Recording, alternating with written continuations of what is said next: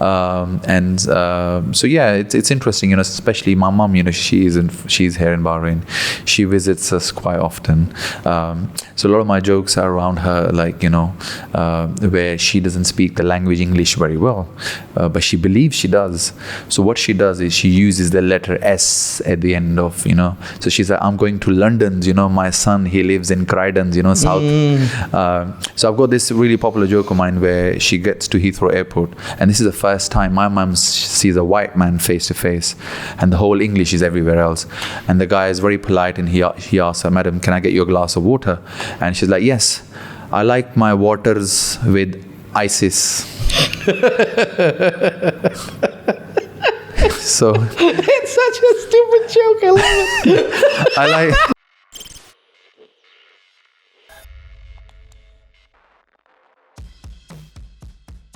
I don't do much sexual content. I try and avoid it as much as possible, but anything else.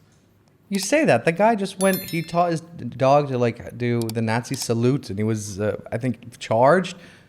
Yeah. That was Where was this was either in Ireland or part of the UK. This was a comedian. Bro, I mean, It's weird, I know. So the comedians over there, to be honest, Ricky Gervais even made us think about it. you can just say what you like, to be honest, apart, as long as you don't diss the Jews or something, Yeah. I think that's an So- international. Yeah. So apart from that, to be honest, so it's good, you should have, you should have the liberties. I think if you say anything about the Queen or Diana as well. No, they say anything. Bro, when the Queen died, which every comedian had something about it. Really? Every comedian had something to say about it, and like even on TV, like the fuck the Queen, this, that, and the other, like they can say that. That's absolutely fine. I was That's in absolutely fine. I was in, where was I? I was in Bank in London, and I was at Tesco's, and I picked up a newspaper, and it said something about Diana.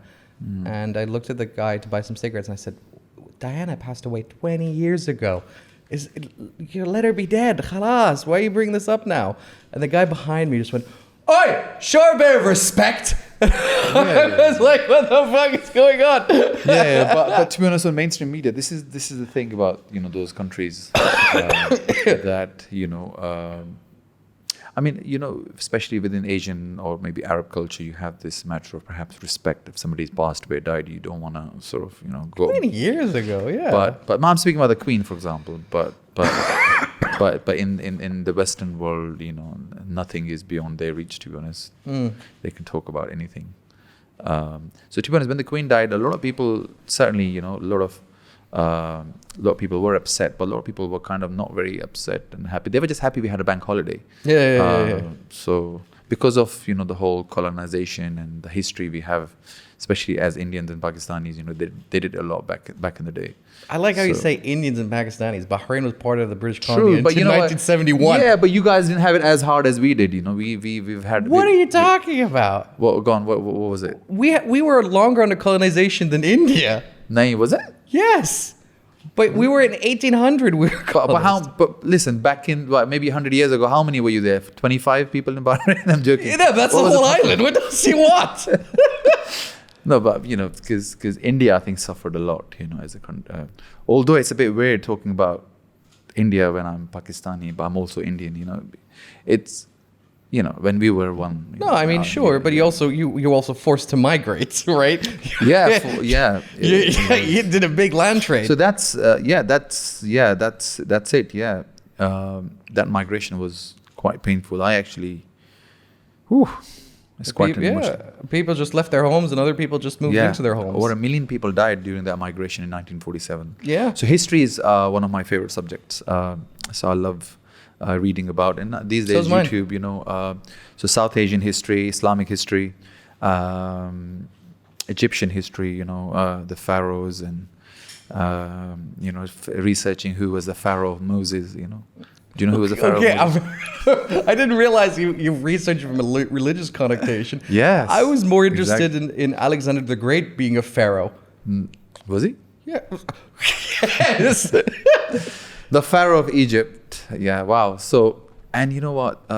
Living in the UK, the fact that they stole all that shit from us, the museums we have, for example, the British Museum or the Natural History Museum, they have some amazing collection of Egyptian, South Asian, like literally stuff from basically looted from all around the world. So, but it's a good day out with kids, to be honest. Well, I mean, that's a weird way to call winners looters, right? I mean, if you won, you got to keep it. Yeah. So, so it's pretty crazy. I know that I don't know. We've not started yet, have we? Ages ago. Oh my days! You can edit it out, so it doesn't matter. Okay, cool. So it's a very common. Okay. But yeah, so do you still think a lot about colonization? Yes, colonization. You know how? No, I'm British now, so yeah. Yeah, you've got the passport as well. I'm cool. Yeah. Jawaz, yes. One thing I really regret. So although when I meet an Arab, I say, hey, I'm from Bahrain. I lived there 16 years of my life, whatever. And then the next thing say, oh, can you speak Arabic? And I'm like, I can just tell you direction, Roh Sida, left here and khalas, that's it. So I think one thing I really regret that living here, I never, I was a kid, but I never learned Arabic. I think it should be a must that everybody should learn Arabic, because you never know where it's going to help you. So, if I knew Arabic, to be honest, I would have done comedy in Arabic, that would have opened doors to, more avenues for me perhaps. But yeah, one thing I regret not learning Arabic when I was little. I can show you the flip side. I know Pakistanis from Birmingham who don't speak English. And I'm like, how does that work? No, they do speak English. It's just an accent. But a Birmingham accent, we call it a Brummie accent. Born in the UK, never been to Pakistan. No, they speak English, bro. Listen. Mate, I mean... Listen, enough of that Fox News shit, we can swear here, right? We can swear. It doesn't matter. Yeah. They do speak English, but it's just with an accent. Yeah. So they do. Everybody speaks English. They believe me. Mate, I know. There must be some aunties. You can say some uncle perhaps over the age of 50. But if anybody's been to school, clearly they speak English. He was in school. I met him at A levels, and he barely spoke English. I asked him if you're from Pakistan. He was like, yes. And I said, where were you born? In the UK. I said, have you ever been to Pakistan? He goes, nope. Oh. He just lives in his small communal with his family, and that's it. The fact is, Birmingham, anything can happen in Birmingham. Birmingham is actually the second largest city in the UK. I literally booked a comedy show there last week, so I hope they understand because it's mainly in English. So yeah, good luck. I hope it works. Yeah, Birmingham was one of the few places where if you walked by the bull ring, it was like seeing moonlight at a dark night. Because you'd only occasionally see a white person pop out of the crowd. Yeah. Everyone else was either brown or black. It was bizarre. Yeah, and I think that's the beauty of it, right? You have your Indian side, you have your Pakistani side. There's even an African side as well, which I went to recently. I can't remember. It's called Moston or somewhere, and I stayed there. And I think it's just amazing that different cultures can come and celebrate and just be part of one big community. Were you there in the riots? Sorry? Were you there at the riots? 2009, which riots? 2009, I think it was. We had riots in 2012ish. When 11. Where they smashed open all the shops. Yes. I did have a joke about it because they went into all these JD Sports and all these sporting shops and everywhere. So I used to make a joke that these trainers are from the riots. Right. Poof, that was crazy. They burned a lot of places down, and I think it started off this guy who was shot by the police, I believe, yeah. And. So it was like an American style riots in the UK. They don't really happen as much, but you just never know. I was mental. I was walking down the street and I just saw hellscape, people taking bricks and smashing into windows and stuff like that. And what was weird is because all these people live in that area that you're robbing, so you're destroying your own living condition. Because the next day, but I think everything was just boarded. To be honest, people. Perhaps back home, they have a different perspective of London, but London is quite poor. There are a lot of kids out there who don't have the nicest things, and when they get, I'm not saying that this is the best way going forward, but when they get the opportunity, London, the crime rate in London is absolutely crazy. You guys are so lucky. In my house, my mom, mom and dad, they don't even lock the house. I'm like, wow, are you guys serious? They don't lock their cars, they don't lock their houses. But the crime situation in the UK, especially in London, is crazy. No, I agree. I mean, I lived in Birmingham. I've lived in London. So were you studying there? Like, Yeah. I did my GCSEs, my A levels all in the UK. and you still have this accent? Yeah, Okay. working in America. Ah, okay. Fair enough. Okay, Yeah. Fair enough. I don't know. I never enjoyed the British accent, like "Oi, mate" and all that nonsense. I hated it. So I think with me, I got there at the age of 18. So perhaps,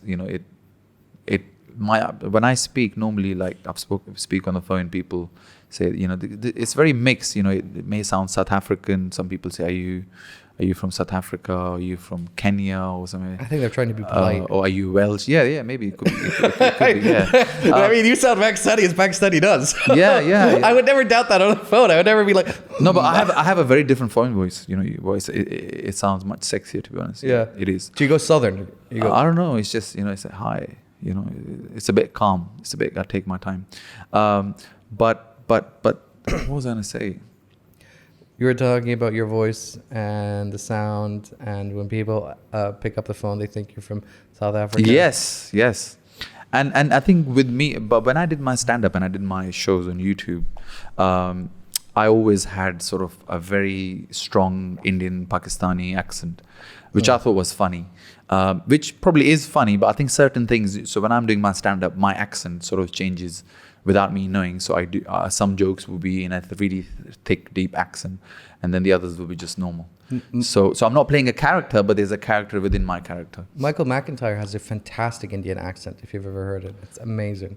No, white people can't do this. No, I'm telling you, that Gora's got some skills. You should check him out. When he does the Indian accent, he doesn't do it anymore, obviously, because the world is too woke. Yeah. But he used to do it in his old shows. I mean, there are certain comedians, for example, Russell Peters, which, I'm sure people watching, yourself, because he is one of the first comedians out there who did an amazing, for example, DVD, or, when YouTube started back in 2008 or 9, the videos went viral at that time. So he does a very good Chinese accent, or I mean, he can do an Indian accent, obviously. He also does an Arab accent. So accents do help. So I mean, I could do a few accents, but see, growing up, I always wanted to be a Bollywood star. I mean, because that's the thing. You watch Bollywood, you go to Manama, you get the VHS, and Don't you mean Toywood? Huh? Don't you mean Toywood? No. Actual Bollywood. Yeah, that was the dream, is it? No. Pakistan one is called Lollywood. Is it Lollywood? I Yeah. thought it's called Toywood. Nah, bro. What is it called? No, Tollywood is a What's South Toywood? Indian one. Huh? Hollywood is like another set, like another place in India. Oh, is it? Okay, well, there you go. My mistake. Yeah, no, those ones you find deep down in Manama, Yeah, so yeah, I wanted to do Bollywood, and I still love Bollywood. Bollywood is part of my stand-up as well, because if I do perform for an Indian audience, I have this joke where I translate Bollywood songs into English. They are quite weird, if you do that. But again, if you can't be a Bollywood star living in London, although they film a lot of movies in London. But the thing is, they don't really hire actors from there. You could be an extra. You could be, the hero's brother's cousin's friend who live in London. So that's not. Or gonna dance happen. member number 8 or whatever. Oh, yeah, exactly. Or a backup dancer. So yeah, that's not for me though. Mate, I mean, consider it. We've had a Bollywood star on the show. Yes. Pavleen something. Danny? Pavleen Gujral. Yes. She was in the Rings a bell. movie called... She was in Gehariyan. Wow, that's Yeah. such a whitewash way of saying it. Gehraiyan. I like that. I mean, he's from but Sri Lanka. Man's trying it. Yeah, that's Yeah. good. I didn't even attempt it. She was so- in. She was like a lead star in there. No, she was a supporting character. Yeah, no, it rings a bell. The name sounds familiar. She was really interesting because this was the first Bollywood actress we had on the show that was really anti-LGBT, really anti. So she was homophobic, pretty much. Yeah. She really pushed that. Hey, listen, I'm all for it. How'd you guys get into that conversation? Good question. I think we talked about sexual assault, what happens in Bollywood, because you always hear crazy shit happening in India. True. And I was like, does it happen to gays as well? And she's like, fuck good. them gays. And I'm like, yeah, Oh wow, fuck 'em. that's a good point. Wow. Is that what you said? Wow. Did you put it out there as well? Yeah, what does Wow, matter? okay. I've said it nigger life, so I'm willing to push the envelope. Oh, okay. So yeah, N-word. So by the way, we in the UK cannot say the N-word. That is deeply offensive. So there's a few things. The N-word we definitely cannot say. Or kaun sa tha? Yeah, that's. Just trying to think. Yeah, I can't think. Wow, you got me off guard. Yeah, the N word definitely we cannot use. That's the end of the story. No. Bro, we cannot. I have a joke about the N word. So basically, it's like, I was new in the UK, and I got myself, because I'm not that typical. I got myself a 9 to 5, job at McDonald's, 9 to 5.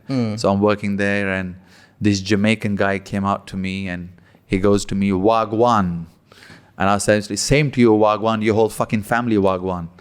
And then I realized he was just trying to say hello. Yeah. And my manager told me off. My manager, listen, bro, you can't do this. If the customers come and say something to you, you just say the same thing back. And just, So he came back and he goes to me, Wagwan. I said, Wagwan to you, my brother, Sorry about the confusion. Here we go, some extra chicken wings for you. He got so happy. He goes, yeah, thank you, my Nigger. And I was like, no, sorry, you are my Nigger. So I'll finish it for you. If you're so worried about it. And then he stabbed me. So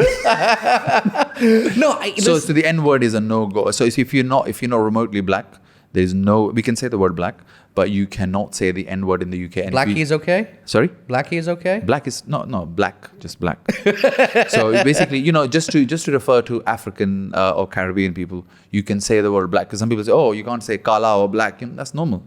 That's the language we use. What about black bastard? Oh, you black bastard? Is that too? I like how you guys, getting are you terrified. guys recording this shit? I don't know this guy. So yeah, that's coon. What about coon? Is that okay? That's no. So what you said earlier is a career-ending move. That's really? It. Seriously, that's the end of a career. And if he gets out there, that's it. Really? That's gone. And then if you get the edit, so it doesn't matter. No. I'm just saying. But just you can beep it, whatever.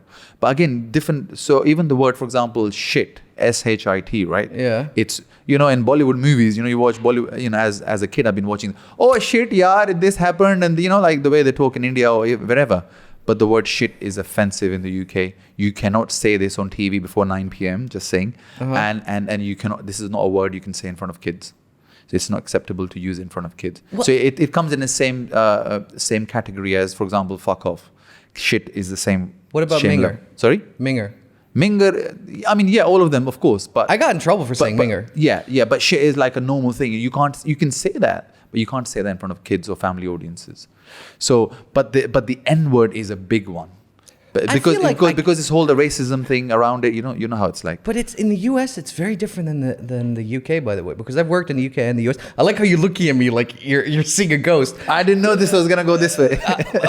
I mean, I feel like you got me all awake, Yeah, I needed my coffee, but I'm all good now. Yeah, I'm awake. Give you a coffee. Nah. But no, I feel like I got colded enough in the US that I don't have a problem saying it. It might be the case. I don't know how. Yeah, I would say. I think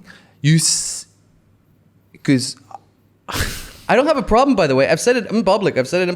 My dad got cold as sand nigger while working in the US. I'll tell you what. Once what happened, right? So I was. This was 2007. I remember I had a friend, and we all went out to some party or something, and then the bouncer, I had a bit of an experience with him. He didn't let me in initially or whatever.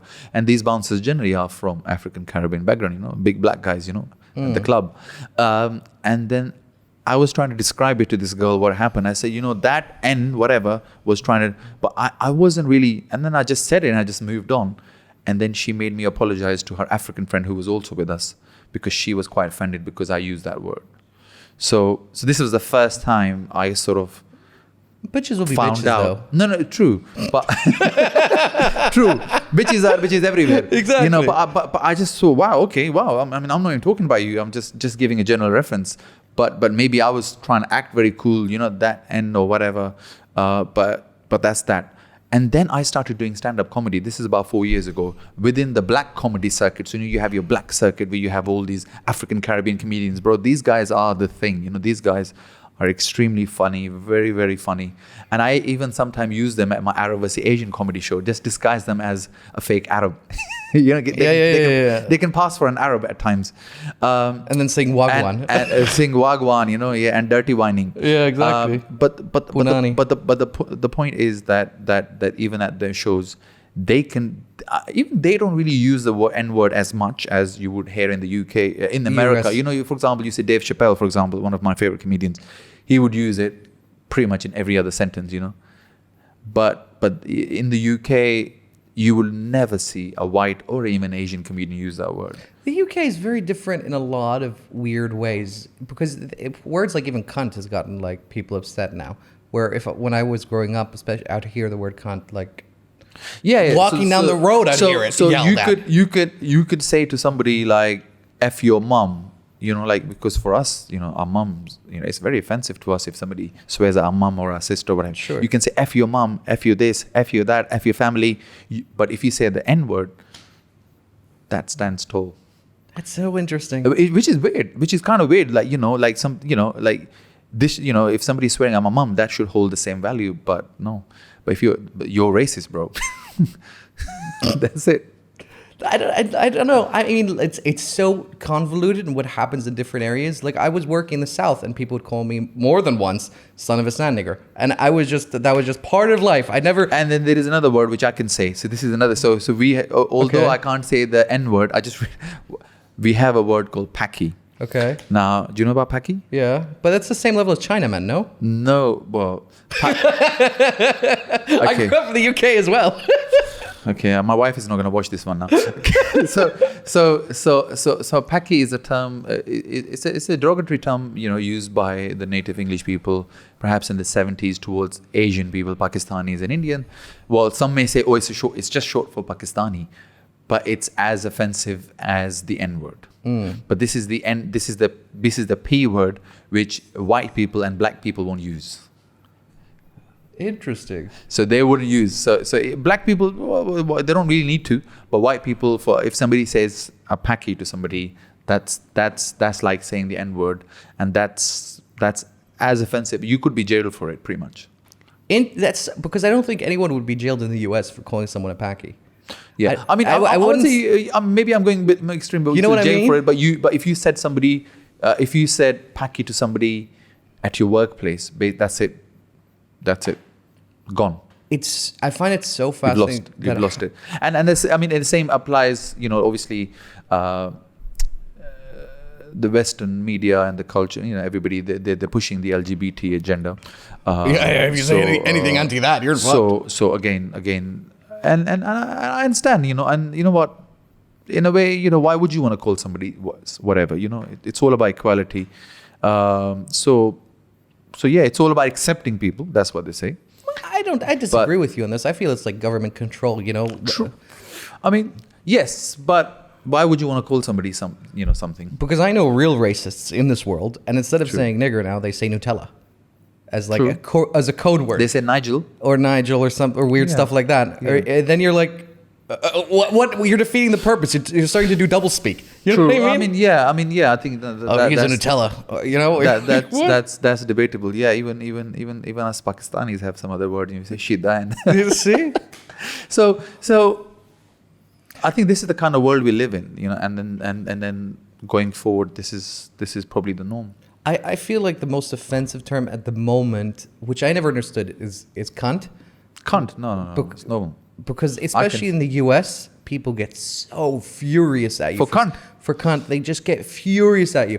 And you have to explain to them to be like, no, cunt means moron. It doesn't mean anything about a vagina. No, I think I've said something like, you know, because I've, you know, you do get hecklers, you know, at times, you know, there are people sometimes who are so excited. Now, luckily, because I do a show called Arab vs. Asian, most people aren't drunk. But having drunk people in the audience is quite a challenging thing. Really? I thought it would be easier. Yeah. You know, no, but it is easier. But if imagine if somebody's drunk and they're just constantly chatting, speaking, not realizing that the comedian needs to speak. You know, it is quite off-putting at times. So I remember I was performing in a club or a pub it was, and this guy just kept going, and I was like, yeah, I will get. And then somebody said, you know, where's the comedy? I said, I will get started once this cunt shuts up. So you know, so cunt is quite normal, you know. It's again, like I said, it's bizarre because twat means what cunt means in the US. But for whatever reason, we can use that easily. You can use that anywhere, and people don't even like bat an eyelid. Yeah, but I think as I said again, the F word and N word and the P word, you just cannot even use it in a comedy show, because in a comedy show you are breaking barriers, or you are going out there, you are swearing, you are breaking the norm. But yeah, it's just not acceptable. I find it fascinating. I find it fascinating, the concept of what's acceptable and what's not. I love how people often like look down on India, Pakistan, Asia, Middle East, or whatever, and they talk about what freedom of speech and all this kind of shit. But at the same time, the kind of language I could use in the street here, I would not be able to use in the UK. True. You know, people. I have seen people getting into a bit of trouble because they don't realize what. And I think this is also a beauty of different cultures. You know, in different cultures, you can get away with different things. So yeah, it's interesting. You know, especially my mum. You know, she's here in Bahrain. She visits us quite often. So a lot of my jokes are around her, like, you know, where she doesn't speak the language English very well, but she believes she does. So what she does is she uses the letter S at the end of, you know. So she's like, I'm going to London, you know, my son, he lives in Croydon, you know, South. So I've got this really popular joke of mine where she gets to Heathrow Airport. And this is the first time my mum sees a white man face to face.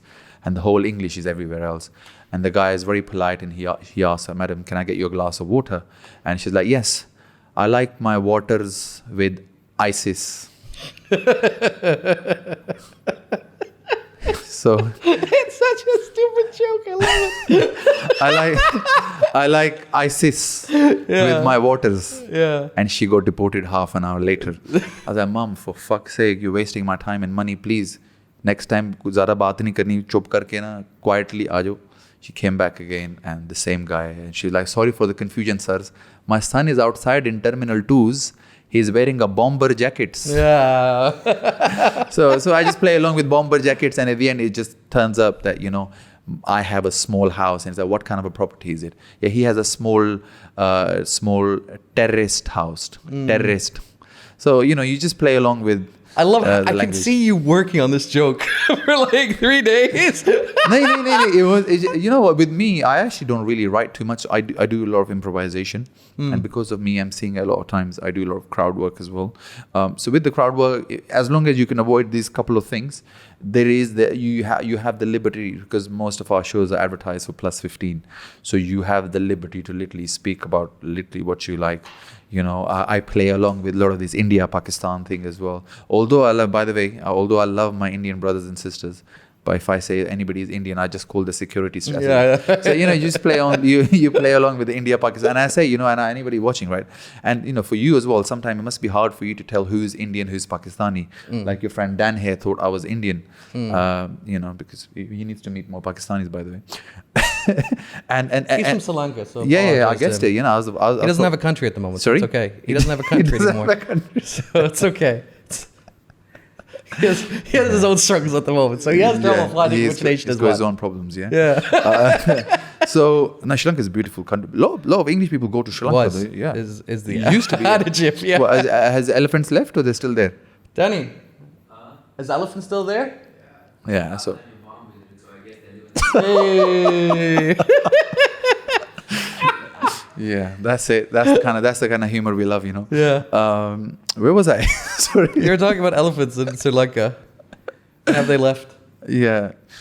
Wow. Okay. That was a good comment, bro. I mean, Yeah, I that know, got me right? off guard. Yeah. So just speak about mom and, you know, interacting with audiences in the family. So yeah, we have the liberty to profile people, and when people come to these stand-up shows, they want to be chatted to, and some people pay extra to be in the front row, and they want you to chat to them, and, you know, they always say, at. I get this, and funny enough, I'm one of the only comedians in the UK who perform at weddings as well. Yeah, okay. And then people are like, oh, so you are a wedding comedian. I said, listen, have you heard of Shah Rukh Khan, like the biggest Bollywood star? Yeah. I said, that guy dances at weddings, you know, for money. So, bro, if you're paying me well, I would do anything. You know, I would come to your circumcision party and perform there. I don't care. I don't care what the party is, as long as the money is good. Exactly. And to be honest, Asian weddings, mainly Asian weddings, because are amazing. And, you know, within our culture, I'm sure you have that in Arab culture as well, especially when it comes to weddings. People like it to be extravagant, and, you know, this is the time to show off. They will hire out Lamborghinis, and, you know, especially in the UK, you know, they'll hire out these fancy places, you know, 7-course meal and this, that, and the other. Does Pakistan also have that tradition like with India with that crazy weddings? and Yeah, stuff like yeah, that? yeah. I thought it was more like an Indian thing than a It's Pakistani an thing. Indian and Pakistani thing, you Do they know. have the money for that? Sorry? Yes, we do. Yeah, Yeah. Bro, don't judge us for what you see here in Manama. You know, we are in the UK. What do you mean, judge you guys? What I see in Pakistan. What are you talking about? No, this is the thing, you know. So see, Have you had a prime minister yet that's finished an entire term without being assassinated or kicked out? fuck that shit. Sorry, you should. I like reading history, by the way, too. You know, I am a British citizen, but Yeah, that's what I thought. Aane Jawaz Britannia. Yeah. And an Indian right now, he's running UK. So Sorry? good for him. An Indian right now is running the UK. Indian UK, yes. Hadi Dickhead Wahid. Well, yeah, impressive, right? So you know, yeah, the Pakistanis. You know, I think it's just an Asian thing. To be honest, maybe not so as much in probably south of India, but you know, India, the Punjab side of India, and most of Pakistanis Punjab. These people, they love having more extravagant weddings, and the weddings in Pakistan, you should go online and check them out on YouTube, bro. They go on forever. Like days and months and weeks, and the kind of money they spend, you know, because that's the whole lifestyle. You know, the Asian parents will generally save up the money all their life just for that one special day. And during COVID, it was amazing that, you know, when COVID happened, Boris Johnson, bless him, He's out, yeah. I mean, Boris Johnson people were allowed to have a wedding. So weddings open, but you're only allowed 15 people. Bro, I have just 15 cousins who are male from my dad's side. Yeah, that's not going to work. There's no way you can have a wedding of 50, but English people, white people, they love it because they only have 15, 20 people. So a lot of Asian, especially young Asian couples, you know, they got their weddings done during that time because they didn't want to spend thousands of pounds for family members or uncles, cousins or aunties who they don't really care about, if that makes sense. Sure. But as soon as COVID finished into 2021, Asian weddings are back on. Are there any white people left in the UK? Felt like, I thought that they're minority now. So we had you may not believe it, and especially when you live in London, so multicultural, you wouldn't believe it. But non-whites only make about 10% of the country still. Maybe in like weird areas. No, the whole country, 10%. Yeah, the whole country. Like I'm saying, like in weird areas. Yeah. There's They're still out there. Yeah. Like what are they called? Like Sundance, not Sundance. There's Sunset. Or whatever they're called. Basically, let's just say smaller towns. Let's go with the countries because the UK is based 4 countries. So I think 95% or 97% of Wales is white. Why would you move there? Ireland is white. What else do we have? Ireland, yeah. Northern Ireland is probably 99% white. Northern Ireland. This is not Dublin. This is Belfast. Yeah. This is serious shit. The EU Ireland. Sorry. The EU Ireland, because Ireland is split. One is part of the. Yeah. No. Our Ireland. Yeah, exactly. Yeah, Northern Ireland, and then there's the Republic of Ireland. The Republic is different. Yeah. Exactly. Yeah. So those areas are mainly and Scotland. Of course. You should, if you like British history, what happened in the 1970s under the Troubles. Between Ireland and Republic and Ireland. Yes. It is the most interesting shit I have ever read. It's the only time that I know of in modern history where a terrorist organization, the IRA, managed to get independence. I've never heard of something like that in the first world country. And more importantly, the former members of that terrorist gang are now politicians. They might be. They are. It is quite interesting. But funny enough, you know, wow. Okay, now you remind me of. So basically, a few years ago, I was hired to take this music band from the UK to the Republic. Again, a Pakistani band. So we applied for a visa, and one band member. So although he's got a UK visa, whatever. But he had to apply for a Schengen visa to get to Republic. And he didn't get the visa in time. And I just said to them, listen, our drummer can't make it because of whatever reason. They said, that's fine, just get to Newry. I said, what the hell is Newry? So what we did is, we got a flight from London to Belfast. And then drove through, And then they just drove through. Yeah. And I was like, what? That's part of the Good Friday agreement, that they're not allowed to have hard borders between the two. Just drove through? Yeah. Bro, I'm originally from India and Pakistan. Even if you put your fucking foot out, they will shoot it. Yeah. You know. So and I was blown away. So we kind of technically smuggled an illegal drummer into the Republic. Good that you said that on air. So they were looking for you. How would they find you? What's your phone number? So, and I think the same applies, for example, in Germany, Austria, and I just feel that it's been so many years since the World War, but these countries have let go. They live in peace and harmony. You can go, within these countries, each other. Whereas it's such a sad thing that 1.4 billion people between India and Pakistan cannot travel, cannot meet each other very well. So, for example, I have had offers from, I won't call it Bollywood, but, from Indian television channels where they're doing comedy shows to come and perform in India, because we share similar culture, similar language, that same interest in food, the only difference is Pakistanis are slightly better looking, as you can tell. But jokes apart, but it's such a sad thing that in this day and age, in 2022, 23 approaching now, that we can't freely move within the South Asia so easily. And one thing I really wish for in future, or I pray for, more peace between India and Pakistan, because the way the current governments are going from both the sides, perhaps, it's not looking possible in the near future. It's very interesting what's happening down there, especially with Moody sending fighter jets over the border. Oh, that was funny. That was funny. So what's his name? What's the former? No, he is still the prime minister. Khan? No, Imran Khan is former. Now. He's coming back soon. Yeah. I mean, he's the leader of the people. When was the last time you see? We had a cabbie. Remember in Dubai, Danny? Yeah. Remember the cabbie in Dubai? He was so obsessed about it. Yeah. They love it because all the Pathans love him. Fucking hell, they love him. But you know what thing is, when Imran Khan went to the United Nations, and us being Pakistani, obviously in our culture is thinking whoever speaks better English is something. But it's the first time we saw our leader go there in front of United Nations and just speak, put Pakistan's perspective out without reading out of a piece of paper. Does that make sense? Whereas Modi or India, generally more educated, etc. Indian Prime Minister has never done, can you believe it? He's been in power since 2014. He has never done a press conference, even within India.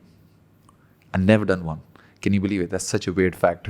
That I'm not surprised though. Why? That doesn't seem unusual. So if it's not dictatorship, what the hell is it? Whereas in Pakistan, although India is way ahead, in infrastructure, technology, anything, IT, whatever, India is way ahead of Pakistan. But when it comes to things like these, the media is so biased and it's so controlled. The Prime Minister not having press conference. So I don't know. I mean, I want to say good things, but the fact that, although I'm a British citizen now, because I was born in Pakistan, it's still almost impossible for me to get an Indian visa. Interesting. So you can't. So there are a lot of people in the UK who have never been to Pakistan, just because their parents are from Pakistan or were born in Pakistan. They have to declare, by the way, in the visa form, they cannot go to India. It's interesting that you bring that up, because I know specifically that I spoke to some governor in one of the areas in India, and I asked him, what is this issue? Why can you not have dual citizenship in India? And he said, off the record. Dual citizenship. Oh, they can't have that? Oh. Yeah. And he said, off the record, it's not because we don't want to have somebody who's Indian and Japanese, Indian American. What we don't want is having someone who's Indian Pakistani. True. That was the whole reason he gave. It's such a shame. And you know what? For me, and I think my friend here as well, the biggest thing is, fuck everything else. We just want to play cricket with India. Yeah? We don't play much cricket. We only play let's say the World Cups and the big tournaments. I mean, you guys are weird. You guys looked at a cricket player and was like, he's pretty good. Let's put him in prime minister. That's not the usual process of going. You don't look at LeBron James and said president of the United States. It looks easy, bro. This guy who you're talking about was out on the streets for 20 years. He lost a lot, and then eventually he got there. Yeah, so imagine out of nowhere in 20 years, a party stands up for itself. Obviously, nobody's perfect. He married a white woman, then divorced her in order to make sure. Bro, she's still out there. She's got a new movie coming out. She directed a new movie. I forgot the name. They were in Saudi recently with this new film festival which is happening. She got her movie. So Jemima Khan's new film. One of my friends is acting in there. He's quite weird, but he's in there. And then then he married another lady, also British, and then he was like, That didn't work out. That there was another divorce. Is he dating anyone? Remember that car? Bro, that this taxi guy knows driver knew more everything. about Pakistan than I am. Yeah, he married that. He will say that one was Reham Khan, by the way, Reham. Yeah, she was a. And then, yeah, I remember the copy was like saying all these women trick him and stuff like that. His heart is too big. Bro, are we seriously googling this shit? Why not? Fuck it. Oh, this one, the one in the middle. Yeah. Now she was quite weird. Who's the one of the furthest? He's still with her? Congratulations. Yeah, that's the current wife. Yeah. No, he's not single. He's got a wife. He's married, right? 2018, married. Married, yeah. Who the fuck is she? But what does Jemima's she do? got this movie coming out. Former What's financial love got to do with it? That's the one. former financial president. Bro, in Islam we're allowed 4. What's your problem? I don't have a problem, but we're not crazy about the divorce thing. Marry 4 at the same time. No. What was it, Rehan? She's 48. Okay. Third one. Yeah. She was okay. I don't want to tell him the weird fact. You know when Imran married her, she was already married before that. Really? Yeah, she had to Interesting. leave. She had to divorce her husband to marry him. Interesting. That's with permission though. But such is life, innit? It is what it is. Listen, I think he's super interesting. I know that when the U.S. wanted to fly their drones over Pakistan Air, Yeah. he was like, nope. And then Absolutely not. Absolutely not. And then there was a military coup where people were claiming that the military changed the ballots on the votes. No, I mean, yeah, I mean. You remember that? This was a few years so back. so This was when he lost the first election. lost the first election. That's it. And I think it was. So I think you could tell. So more than 60% of Pakistan's population is youth. These are the people who are likely to vote, and he is a popular leader. So be it because of cricket, etc. And then it's just a different perspective because in Pakistan we've had these two parties, which is called the People's Party and the Muslim League. It's just literally them, 1, 2, just like in the UK, just Or the any US. one of the, or the US or anywhere else, or in India, for example, they have Congress and BJP. So it's just 1, 2, 1, 2, 1, 2, yeah, 1, 2. So this guy came up with a fresh perspective. It's called Tehreek-e-Insaf. Insaf, I believe, in Arabic or in Persian. Farsi also means the same thing. And he came with some new promises.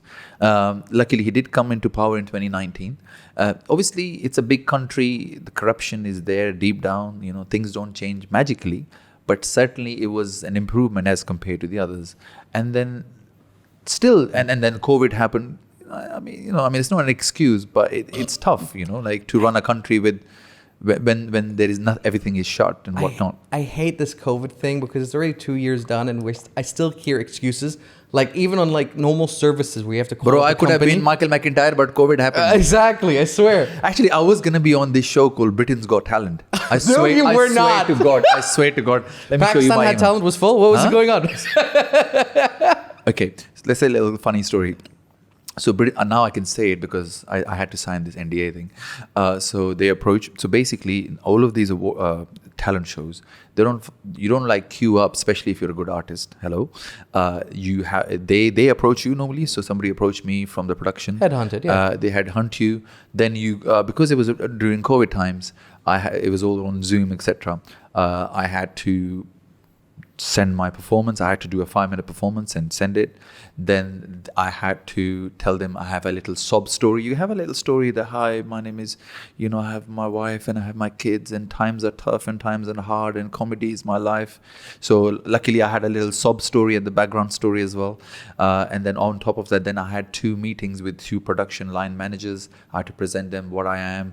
And then I had to physically write down, because when I'm doing comedy, I had to write each and every joke on paper, like type it up, and then email them my jokes for approval. And then they approve your jokes. So it was like quite a lengthy process, back and forth. And it happened. They gave me dates. So January 2021 is when I was going to film in London Palladium, a massive theatre, in front of Simon Cowell and all these judges. And literally a month before, because the second wave or third wave was coming, they had to pull the plug and they didn't. This is the first time in 20-year history that they didn't do the show, and then it was moved to another production company. And I don't know, deep down, when you just get put off by something. I didn't really chase them. Now thinking about it, then I saw the show, and a comedian won the show. It's the first time a comedian won the show. Could have been you. And I know him personally as well. Shit. It hurts even more. I'm joking. But obviously he's a much seasoned comedian. You can tell somebody's better than you. But yeah, I don't know. Maybe one day. Maybe one day. I mean, my problem with the UK and the infrastructure of it currently is, well, it's unfair to say the UK. I think infrastructure in general of how media works is that length of bureaucracy. You know, True. Joey Diaz said it best. He said like production companies and stuff like that, in order to invite him for films, comedy shows would ask him to send in a tape of his like performance, and he would tell them to go fuck themselves. Yeah. And he would never do that. So here, even me, like, I mean, I do it on a much smaller scale. So I have this show, as I said to you, called Arabs versus Asian Guys. Check it out. It's not on YouTube, but check it out. We'll put it in the link. Yeah. So when I do that show, a lot of comedians now approach me now, because now it's been running for 2 years. People find out, I get messages from comedians. Hey, bro, would be love to be on my show. I am 15% Arab, you know, whatever. How does that work? I'm just joking, but you know, they say, oh yeah, because they need to have some sort of Arab or Asian background. But he's clearly not good at math either. Sorry? I mean, he's clearly not good at math Bro, either. I have taken a Nigerian comedian on Arab versus Asian. I've had a Jamaican comedian, because to be honest, at the end of the day, as long as the audience is laughing and enjoying, they don't give a fuck where the person comes from. They just want the comedian to be funny. That's what matters. You can call the show what you like. So anyhow, so that's happened. But when a new comedian introduces yourself these days, they have pretty much a comedy CV, which they send you, which they tell, oh, I'll be on this show, and you do need a good YouTube link, because I think somebody like me, I do watch all their set just to see that with my, because I've been doing it for years now. I understand what my audience would like, and that's it. So you got to watch it, and every audience is different. So there are comedians out there, I call them a bit more whitewashed. So their jokes are very, very, very English. Borderline? Yeah. Or very safe. No, not even very safe. So I think the comedy, so we have British Asians or British Arabs or whatever, and then we have the English people. So the comedy, the jokes, even me as a performer, I would do in front of English crowd will be very different from what I would do in front of a British Asian crowd. Of course. So what I do look for in my shows, a lot of ethnic people attend it. It could be somebody at the age of 20, it could be somebody at the age of 60. So I look for comedians who could have a balance, and the people can relate to all walks of life. So what do you think, how do you think David feels, where most of his audience are probably white at this point? Who? David Chappelle. Yeah, I mean... That must be weird. I mean, obviously, like him, you know, surely he started, you know, I mean, wow, David, I missed him, you know, he recently performed in London. My mate of mine, he went to see him. Yeah. So I think that he started off, you know, back in the 90s in comedy clubs in America. No, because you just brought up the point of that you structure your comedy around what kind of crowd is going to be in the base. Where if you look at a person like Dave Chappelle, he I don't think has that availability of freedom. I think just because of the price point that he sets at his tickets and stuff like that. True. There's not a lot of... But because he's the GOAT, you know, I mean, once he's made it, you know, once Sure. you've made it, you can chat about anything you like. It's funny. People, even if it's not funny, people spend so much money, they fucking laugh for the sake of it, you know. Fair point. So they'll just laugh at it. But what I'm saying is, when you're sort of still starting up, you know. So one of the things I want to do now going forward is take my comedy seriously. Yes, I'm organizing these shows. Yes, I'm touring the country with these shows. But I want to take, because I think I have that talent on me, but I think because I'm distracting myself with too many things. So I want to be less of a promoter, more of a comedian now. And this is what I've been the last 2 years. Why don't you do something like Tim Dillon? Tim Dillon from... Can you look that up, Danny? Tim Dillon? Like what? Like in which sense? He's a comedian in the U.S., but he also, Tim Dillon's with a D. It's D-I-L whatever. So he's a gay stand-up comedian, but he also does a podcast. But it's not really a podcast where he interviews or talks to someone else. It's just him talking about issues. Yeah, I guess so. Kind of like Ben Shapiro, if you know who that is. I mean, with me, yeah. And he's made it. He's made it. I mean, I have so many things to talk about. I just sometimes get confused because my interest, for example, we can do, I like politics. You can have a take on politics. Cricket is a big thing. I know I don't think you know much about cricket. Are you trying to lead the conversation in the cricket, or what are you trying to do? I'm advising you to take a microphone and a camera and do something on YouTube and push it out. You don't want to hear that, I guess. Yeah, no, I mean... The wife is not happy? No, it is, but it's just... So basically right now, I have a part-time day... Well, it used to be full-time. I have a day job. I've got 3 kids. What's the day job? I just work in marketing, just like an office job. Okay. But I work for... How do you work in a media company. How do you work in marketing while being a comedian? I feel like that's an oxymoron. It's always been there. It's just. Aren't you worried that you'd say something in your set and that'll cost you your career at the marketing company? Not necessarily. And a lot of stuff I say, I don't really put out much, if that makes sense. I don't really put much of my set out there. So I'm very selective of what I put out there for people to watch online. But you're limiting your growth, aren't you? Maybe, but I think I just feel I still don't have, because I have some good material, but I don't put too much of that out there, because I think it's nice to preserve it for your actual shows that kind of has this element of surprise for people to come and watch you live. We've had a comedian on. What was his name, Danny? The worst one. Abu J. He self-qualifies himself as Bahrain's worst comedian. Bahrain's worst comedian. Okay. And he's told me a story that I had tears in my eyes while he wasn't trying to be funny. Okay. So he told me about how he took like a bunch of money, and he's like, he never practiced his set. He went and hired a huge venue. Wow. Got microphones, got top equipment, got seats, got everything else. He did everything except the marketing of the show. That's it. In a room that fits 500 or something people, 9 people showed up. Wow. Bro, it's not funny, man. I'm serious. I feel sorry for the guy, man. Wow. I mean... he was as insulted as you were. He looked at me in death while I was wiping the tears out of my eyes. I thought that was the funniest thing ever. How do you spend your money completely in the wrong direction? That's it. When I do my shows, marketing is key, because I just feel you're putting so much effort and time into doing something. So you want as many people to come out and see it. And it's hard, these days, especially in the UK, prices have gone up. Food prices, especially in the last 2 months. Energy prices, petrol, the gas, we need to heat our houses. It's a crazy time. So people are literally... You're talking like a dad right now. Yeah, I am because that's dad side coming out. That's the promoter. That's the promoter side of me now. It's hard. Entertainment. Less and less people are now spending money towards entertainment or going out or doing things which they could have done before. So it's you guys have it amazing. The gas prices, petrol prices here in Bahrain, life is great. Obviously, if the opportunities were the same as the UK, things would have been different. Yeah, of course. So I think every place, every area, they have. Well, it has its own benefits. Is what is the general salary? I think minimum income here in Bahrain for high school education is 300 BD, which is like £700. Yeah. I mean, that puts you below minimum wage in the UK. Minimum wage, I think, is 1,000 I think it 12,000? Yeah. What's minimum income in the UK? I think it's 12,000. Can you look that up? No, not 12,000. It's probably more than that. I think, I want to say it's 12 or 13. I remember it's. No, that's the hourly one. Yeah. No. What's the minimum wage per year? So a lot of, so if you work in a supermarket or all these places, you do get paid. You get paid on the. Wow. What is it? Wow.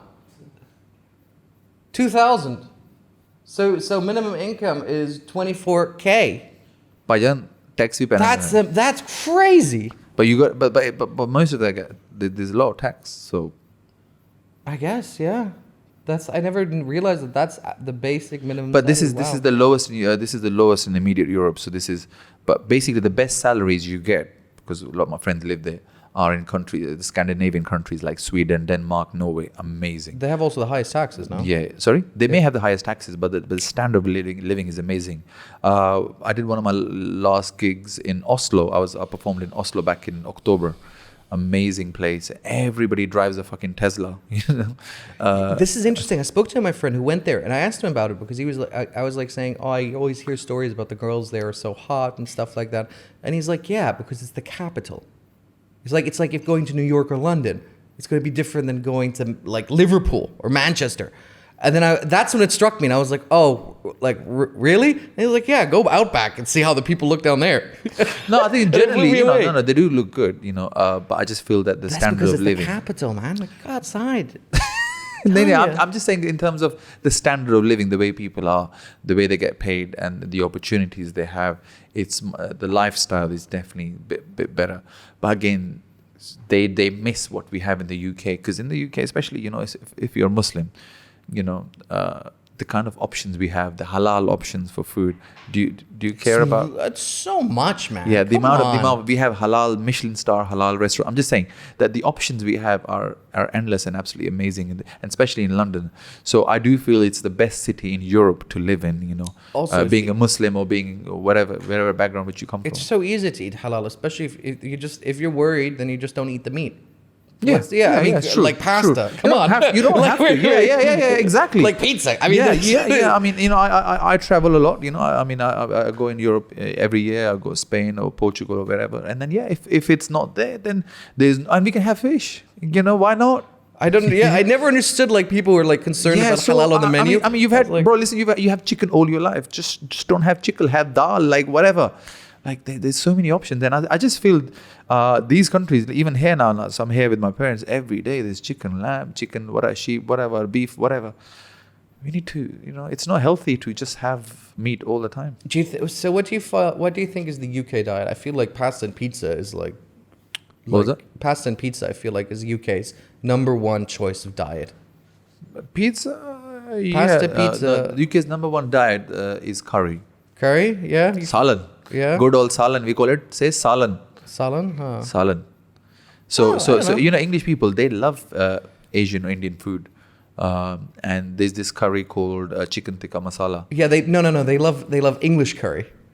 Bro, listen, you They don't love curry. You know, when I went from here, and I'm getting these white friends of mine at work, and they say, "Yeah, Salman, yesterday my wife made some chicken buna, like buna.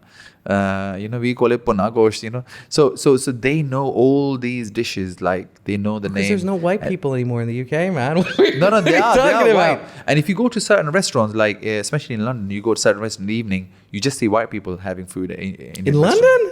Oh yes, bro, big time. Where are you? Which Big restaurants time. are you going to? Indian restaurants. Oh, that makes sense. Yeah, because why would you like? Why would you eat Indian food? Well, in Indian household? Indian/Pakistani restaurants. Yeah. Well, you can eat that at home. No, what?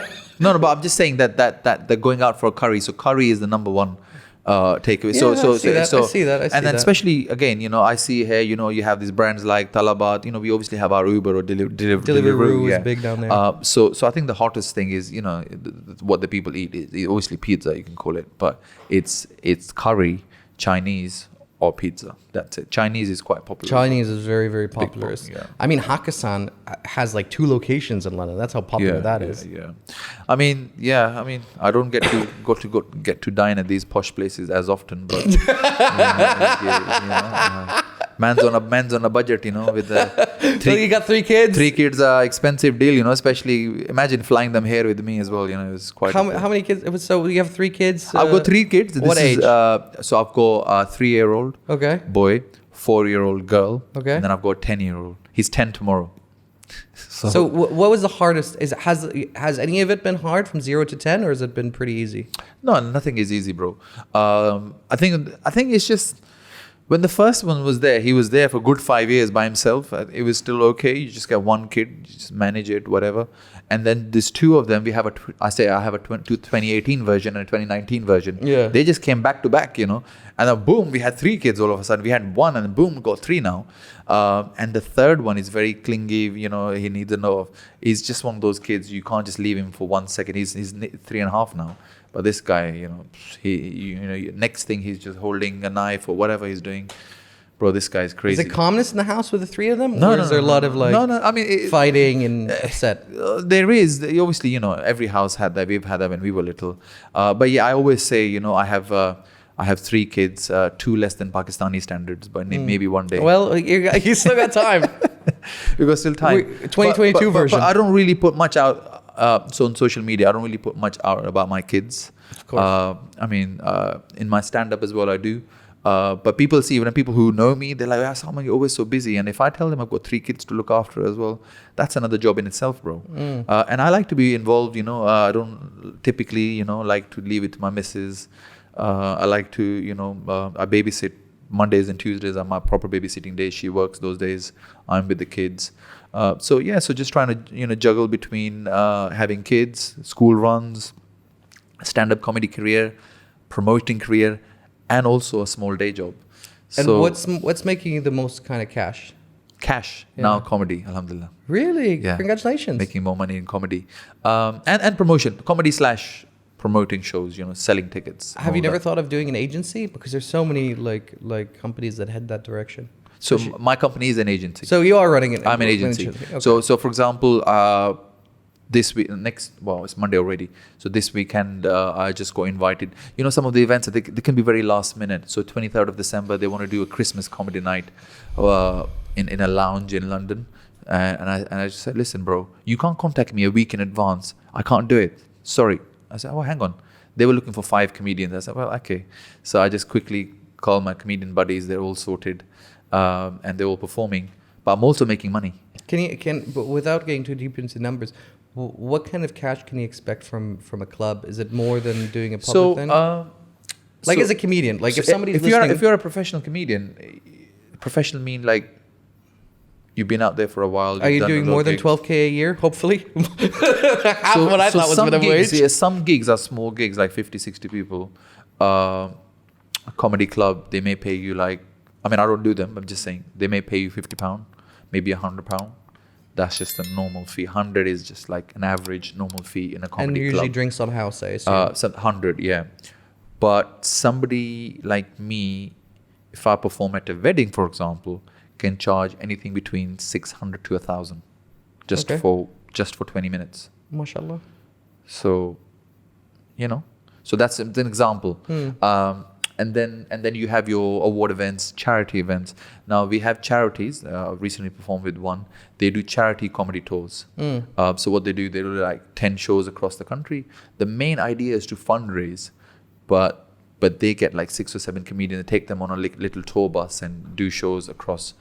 Although it's charity, the whole idea is to. Can I get another pack, guys? Yes, pack and leke aao. Gold leaf. Beta. Anyways, what you say? Go on. So these charities, funny enough, the charities are supposed to basically pay you the least because it's all for a great cause. But usually, charities pay you a lot of money because then, based on your talent or your show, they then fundraise around that time. So there's a lot of Muslim charities who do charity comedy tours, 20 dates, 15 dates, 30 dates, the whole of December. And is it mostly Pakistani weddings that you get invited to, or So weddings I do Indian? mainly Indian and Pakistani both. Okay. Do Do you face a lot of racism when you go to an Indian wedding? They find No, out the you're wedding from is amazing, Pakistan?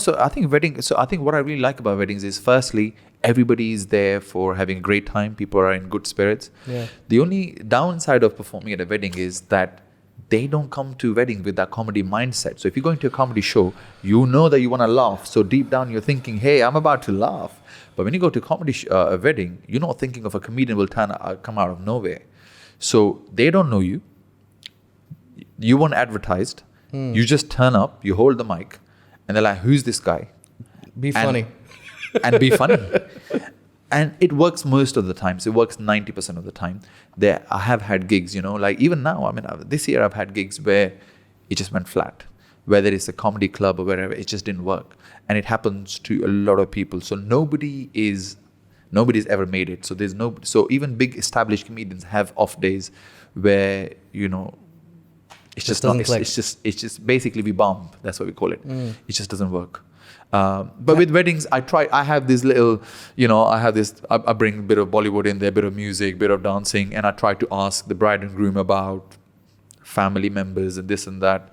So if you go prepared, it helps. Have you ever managed to go from to rescue from a flop? Like sometimes you can feel like you're losing the crowd when you push the envelope a little too much. Yeah, I think it's When you make them feel too uncomfortable with the joke, they kind of get like. Yeah. No, I know what you're saying. It's way too many times. So I think what happens is sometimes. So imagine you started, you just here, and all of a sudden you're losing the audience and it's not working. So what some of the comedians do, and I've had that in my shows, is they just then try too hard or just say anything which comes to them. And some of the thing could be either quite offensive or not suitable. But rather than, they think this is about to help you, and I've done the same. But you keep sinking further, so you keep sinking further to a point that you think that basically everybody want to finish on a high. So you're looking for that last joke, which will give you some claps or some sort of applause, where you can finish on a high. But if that doesn't come, it's a very scary place to be, because people are just constantly watching you, and you're There's dying. just silence. And you're like, and I'm over there. I'm saying to myself, get off the fucking stage, bro. So it's quite, because when I'm promoting, you like the events and the venue highs are quite time bound. So you want to be there for a certain time, and you want, everybody. I give them a guidance, get 15 minutes for you, 20 for this and that. But sometimes comedians like to go over whether it's happening or not happening. So we have all these techniques. We fucking flash at them, and we wave at them, and we just curse them in the heart. Just get off the fucking stage. We got a break coming up. So yeah, it's a tough place to be. But at times it has happened that you find a joke which works and then just move on. I think Joey Diaz has, a story where he talks about that when he was doing a comedy event. Sometimes it would be like a 3-4 hour event, and they would do sections of like 10, 10, 10, Yeah. 10. He said the first time he just went on stage, complete bomb. And he was like, I'm done. I was dying there. I'm going to go home. Fuck the money. Yeah, it's true. And they're like, no, you have to be here. We don't have enough comedians to fill you in. And so for the next 2 hours, every 10 minutes he went there, it was just death. I want you to Google this guy now. Have you got your internet on now? Yeah. I've got a little story about. So I actually perform. His name is Lakshmi. You're not going to be able to spell that. What are you talking about? It's Mittal, M-I-T-T, Mittal. Yeah, that's it, the first name, Mittal. Yeah, so this guy, just check his net worth. You want to check his net worth? That's it. Billionaire, isn't he? It says there, net worth 15 billion. So he was at one point the richest man in the UK. He's probably still in top 10. So I actually performed for this family in their house. So it's a bit weird one. So I got contacted from my agency that they're looking for a female comedian, but it's their company, because I've heard of the company. And he put on a wig and a dress and said, listen. And I wish. And they were looking for a particular comedian, if I could arrange. And I know her personally, and she wasn't available. And I presented them with this another one, and they said yes, we'll have her. And I said, well, by the way, what we'll do is, I'm one of the managers. I will come along. And it was Ramadan as well, 2018. So we got there. This is Kensington Gardens, really posh side of London, near Hyde Park, where all you Arabs are, Yeah, right. Showing the 15 billionaire. Yeah, go on. And where all the Qataris are, and we got there, and I remember before we got there, I just quickly had a sandwich because I had to break my fast. And I got this comedian. So I was hoping, the butler, he welcomed us. We had a bit of a security check. And so I'm in a billionaire's house. This is next to Israel's embassy in Pakistan. Wow. So you can imagine how secure it is, next to the Zionist, you see. We've had Zionists on the show. Go on. So we got there, and then I was expecting, this really posh candlelight, extravagant party going on, and then people will be raising glass and toast and whatnot. So it was basically his son's party. I didn't know it was him going to be there, but what I realized it was his son's party. And at the end of the day, finally the moment happened. The butler arrived, asked us to come upstairs. We went there, and we just had to perform for an audience of 6 people. Wow. So it was 6 people on a table here, and there was no mic, there's no stage, and you just almost felt like, like a jester back in the day for the court of the king, So she was standing Be there. funny. Be funny. Bro, performing for a smaller audience, especially if you don't know them, is the craziest thing. It's very hard, because, if they don't laugh, if half of them don't laugh, it doesn't sound like you're doing well. Yeah. Anyhow, she did what she had to do. But before she came on, I introduced her. And whilst introducing, I don't know what happened. You're just chatting to these people. They were all young. They were in their early 40s, I would say. And it went really well. So it was his son there, and I made some references, and he just grilled, some of his friends who were there. And she did 20 minutes, the comedian who they paid for. I did half an hour after her. So just because it just felt like it. So they tipped us £100 each, and I just left. Did you feel like did you leave going, you fucking dickhead? You got $1 true. million They and you gave me £100? They took us to this. They took a massive grand house. They took us to this selfie room. They called it a selfie room. They had massive cameras. So we took a selfie, and they said to me, "Oh, Rahat Fateh Ali Khan was here last week." As a big Pakistani saying, "Oh," I said, "Wow, okay, well, you guys can fucking afford that shit." Yeah. Anyhow, that's not the story. So we did this. We did this. I was perfect. Like it was a chance. They booked her. I did some. They enjoyed it. But 6 months later, I had another email that, "Were you the male comedian with her?" Yeah, they're now looking for you at Dad's party, the actual Mittal guy, the billionaire himself. Congratulations. So I was like, wow. So I'm thinking to myself, like these guys in their private jet, son and dad, who is a CFO, would have had a chat. The dad, I saw this comedian, he's really funny. Maybe you should invite for one of your dinner parties, You remember that film when they invite idiots, Yeah, what was that movie called? Are you talking about rat races? No. When they invite this, an idiot. Dumb and Dumber? No. They... there's this movie when they invite this guy with a mouse and everything. Yaar, kya naam das film ka? When I'm trying to think. I'm thinking of airplanes. dinner with schmucks. Oh, Dinner. okay, yeah. Any- Okay. So anyhow, I was having a good feeling about it. Anyhow, I got there. They made me wait a little bit. They were serving 7-course meal, and I kind of expected the vibe. I knew it's not going to be very many people, but they made me wait till 11 o'clock till 7-course meal was finished. I waited for about hour and a half in one of the kids' rooms apparently, and then I performed, and the dad was there, so he came out before I was Mr. Mittal. I met him, and he was like, "Yeah, my son spoke about you.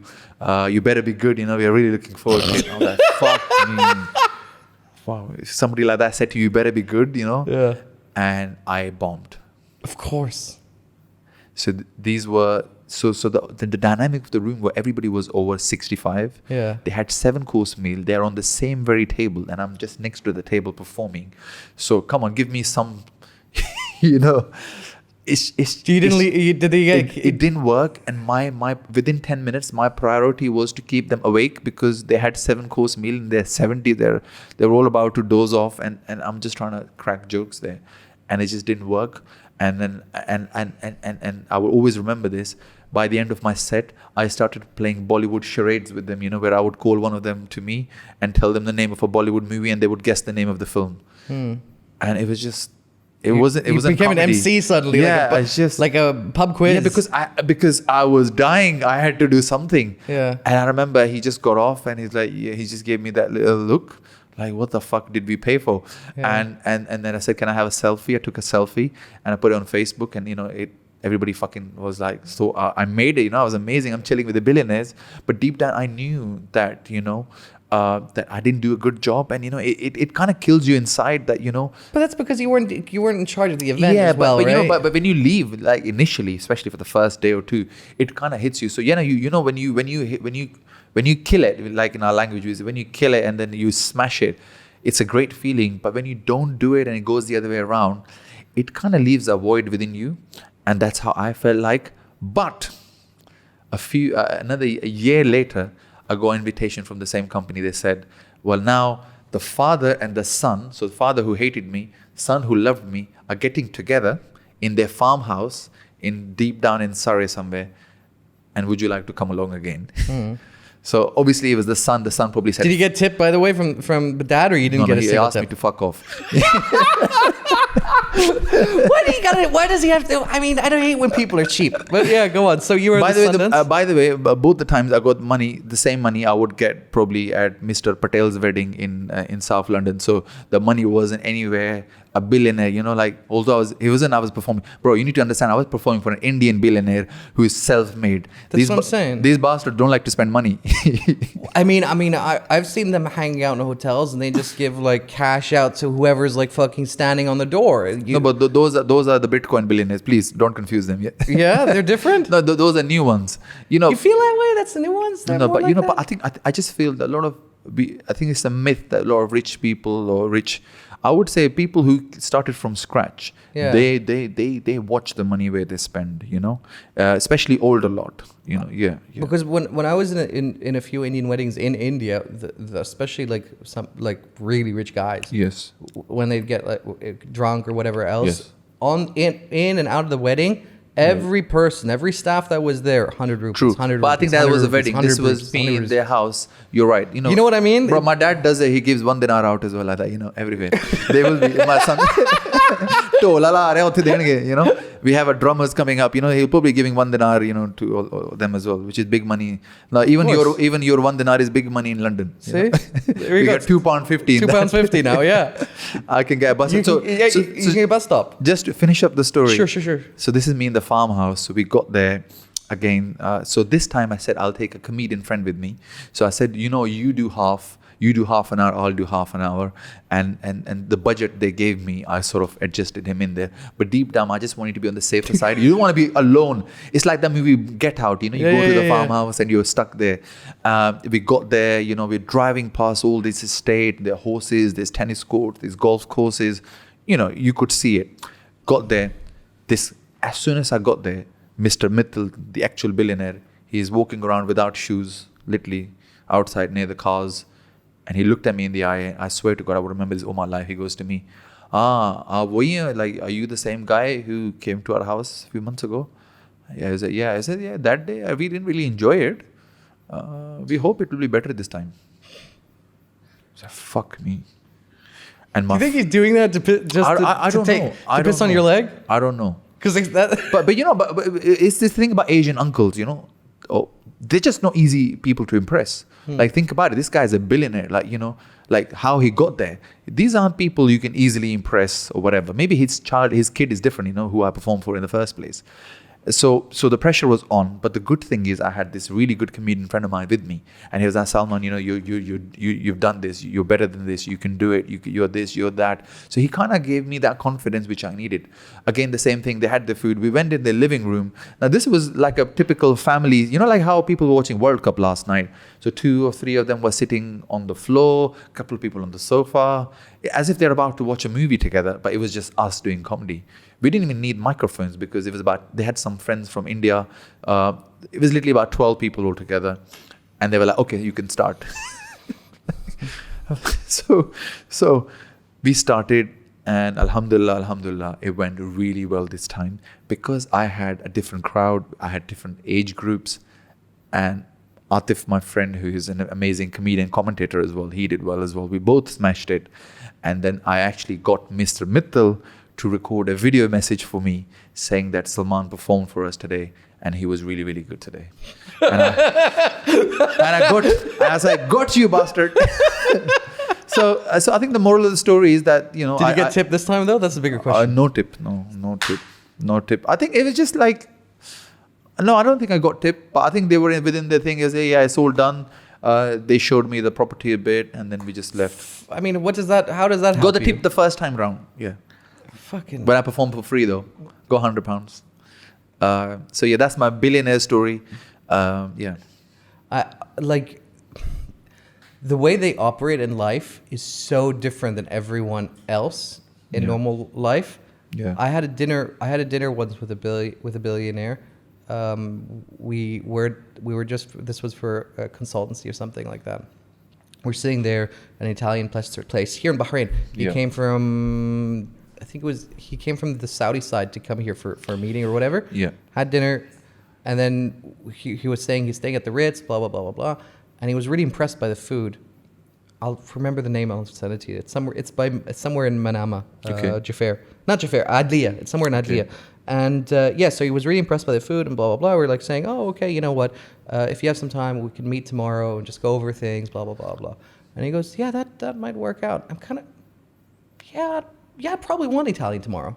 And I look at him like, what are you talking about? Adliya. Yeah, and then he just puts his hand up and it says, who's the manager for this place? Yeah. And then the manager comes and says, bring me your chef tomorrow to come and cook at the hotel. Wow. And I look at him and I was like, what are you doing? This is it? Yeah. And he was like, they was like, oh, but he's working tomorrow, blah, blah, blah, blah. I was like, listen, money isn't a problem. Just, I want him to come to my hotel room to cook in the kitchen.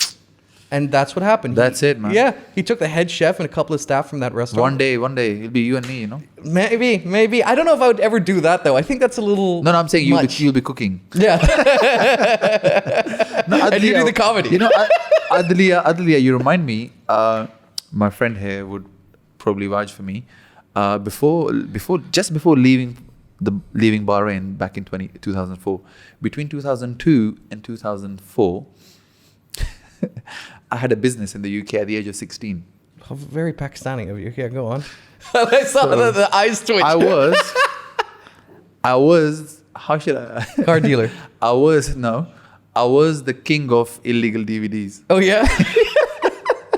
How much money were you making on this project? Bro, I bought my first Nokia 3310 of the money, and my friend here was my competitor, right? Was that right? Yeah. So basically, bro, those days, this is 2002.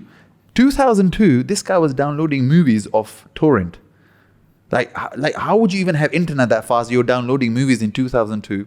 So anyhow, we call it. They were VCDs, not even DVDs back then. You know VCDs when you have two of them, like half and half. So I got them through Pakistan, and then I took them to because back in the day, if you grew up around Manama, there was a video store. So you have a cold store, then there's a video store every 20 yards, there's a video store. I remember. And there's a Malabari guy, Indian. I remember. And there's every film, huh? So there's a Malabari. So we had video stores, and that business was booming because obviously nobody was watching, Netflix and chill or whatever.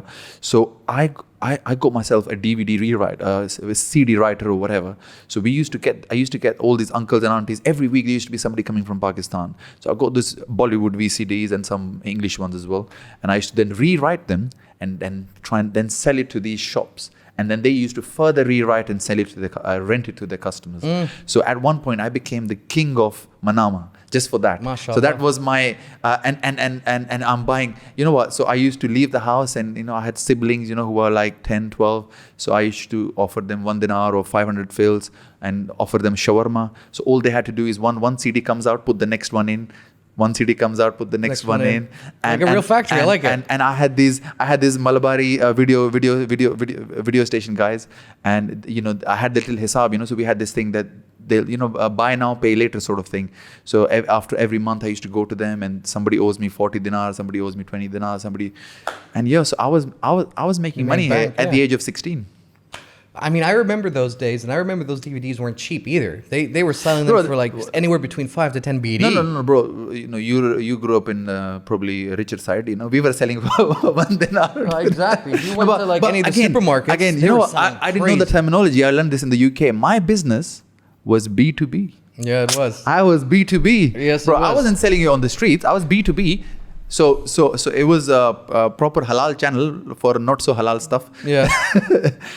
And I think that's where I sort of learned public dealing in the UK, because generally when you're here, you don't really deal with human beings. You mean? It's especially as a 16-year-old, you would I was studying. I was trying to do my A levels or whatever I was doing that time. But that gave me some sort of. They gave me a kick that maybe I'm something. Do you not feel that the big difference between, especially business-wise, with Bahrain and the UK is that in Bahrain, people are much more willing to see you succeed, or more interested in giving you a chance. You know what I mean? Like if you come to somebody in a cold store and be like, listen, I got this like drink that I think might sell. Maybe, I feel like you definitely have a bigger chance here in a cold store for the guy goes, okay, give me 5 bottles and let's see how it moves. I mean, could be. There are nice people everywhere. I don't feel like. But I think.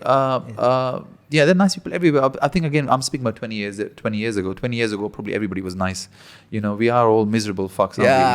So and police officers were, and Bobbies on the beat were taller, and the weather was nicer. The weather was nice. What a soothsayer. Yeah. The food was tasty. Surely McDonald's was. There we go. Yeah. And so, what do you do with this marketing gig? What is it like? Print, video? What do you do? Yeah, so basically so I work for. You look me confused. I work for Sky, Sky Sports, Sky News. Cool. I work for them. So my buddy's got issue with him.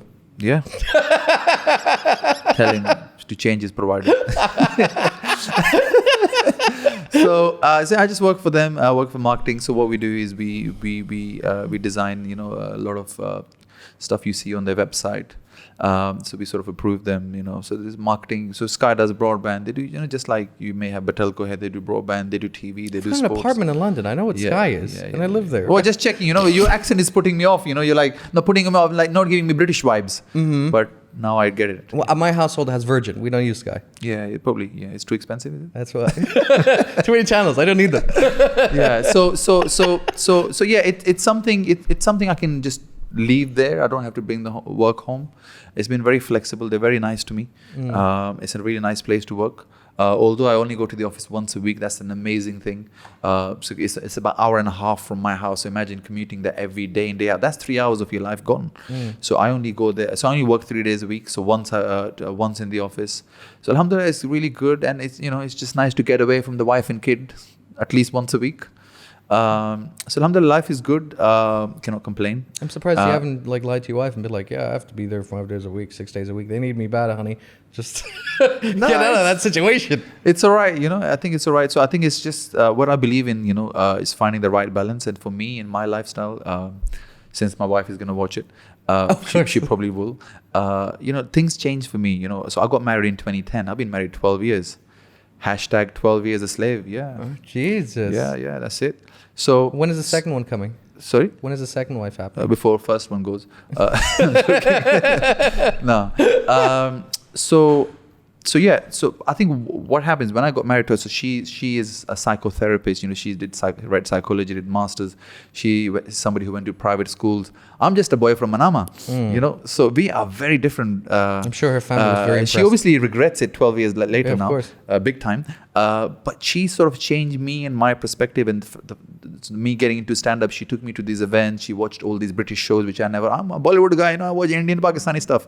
So the whole, my personality changed a lot since we got married, and basically she morphed you into who she wants you to be. She turned me into a decent human. My life was all over the place before that.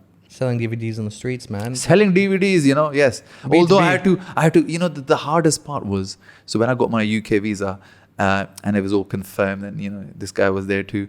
I just getting rid of the stock. Like imagine it's part of you. Like imagine getting rid of your favorite shoes or whatever. It was just that, and I had to get rid of it and give it to everybody. Donate it, give it to this guy, that guy. And were you taking the DVDs? He was paying you to take them, and then you were selling them. So he's profiting on both sides, right there. I also had my brand name was called. There's this movie came out, and I really love this. It was called K-Pax. There's a movie called K-Pax. Yeah. It's got that pedophile in there. What's his name? Kevin Spacey. Yeah. Okay.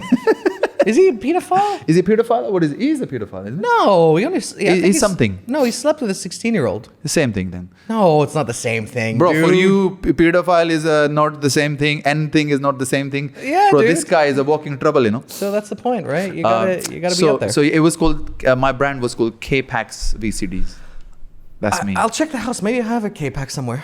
It's probably written on some desk in Manama, Did you get any read requests while you were doing that? I can't believe that they... So Don't tell me not a single customer didn't ask you for porn. I don't believe that. Of course. No. So basically, again, it was B2B though. Yeah. So they wanted large stocks of porn. My Balabari friend, I think his name was Salam or somebody.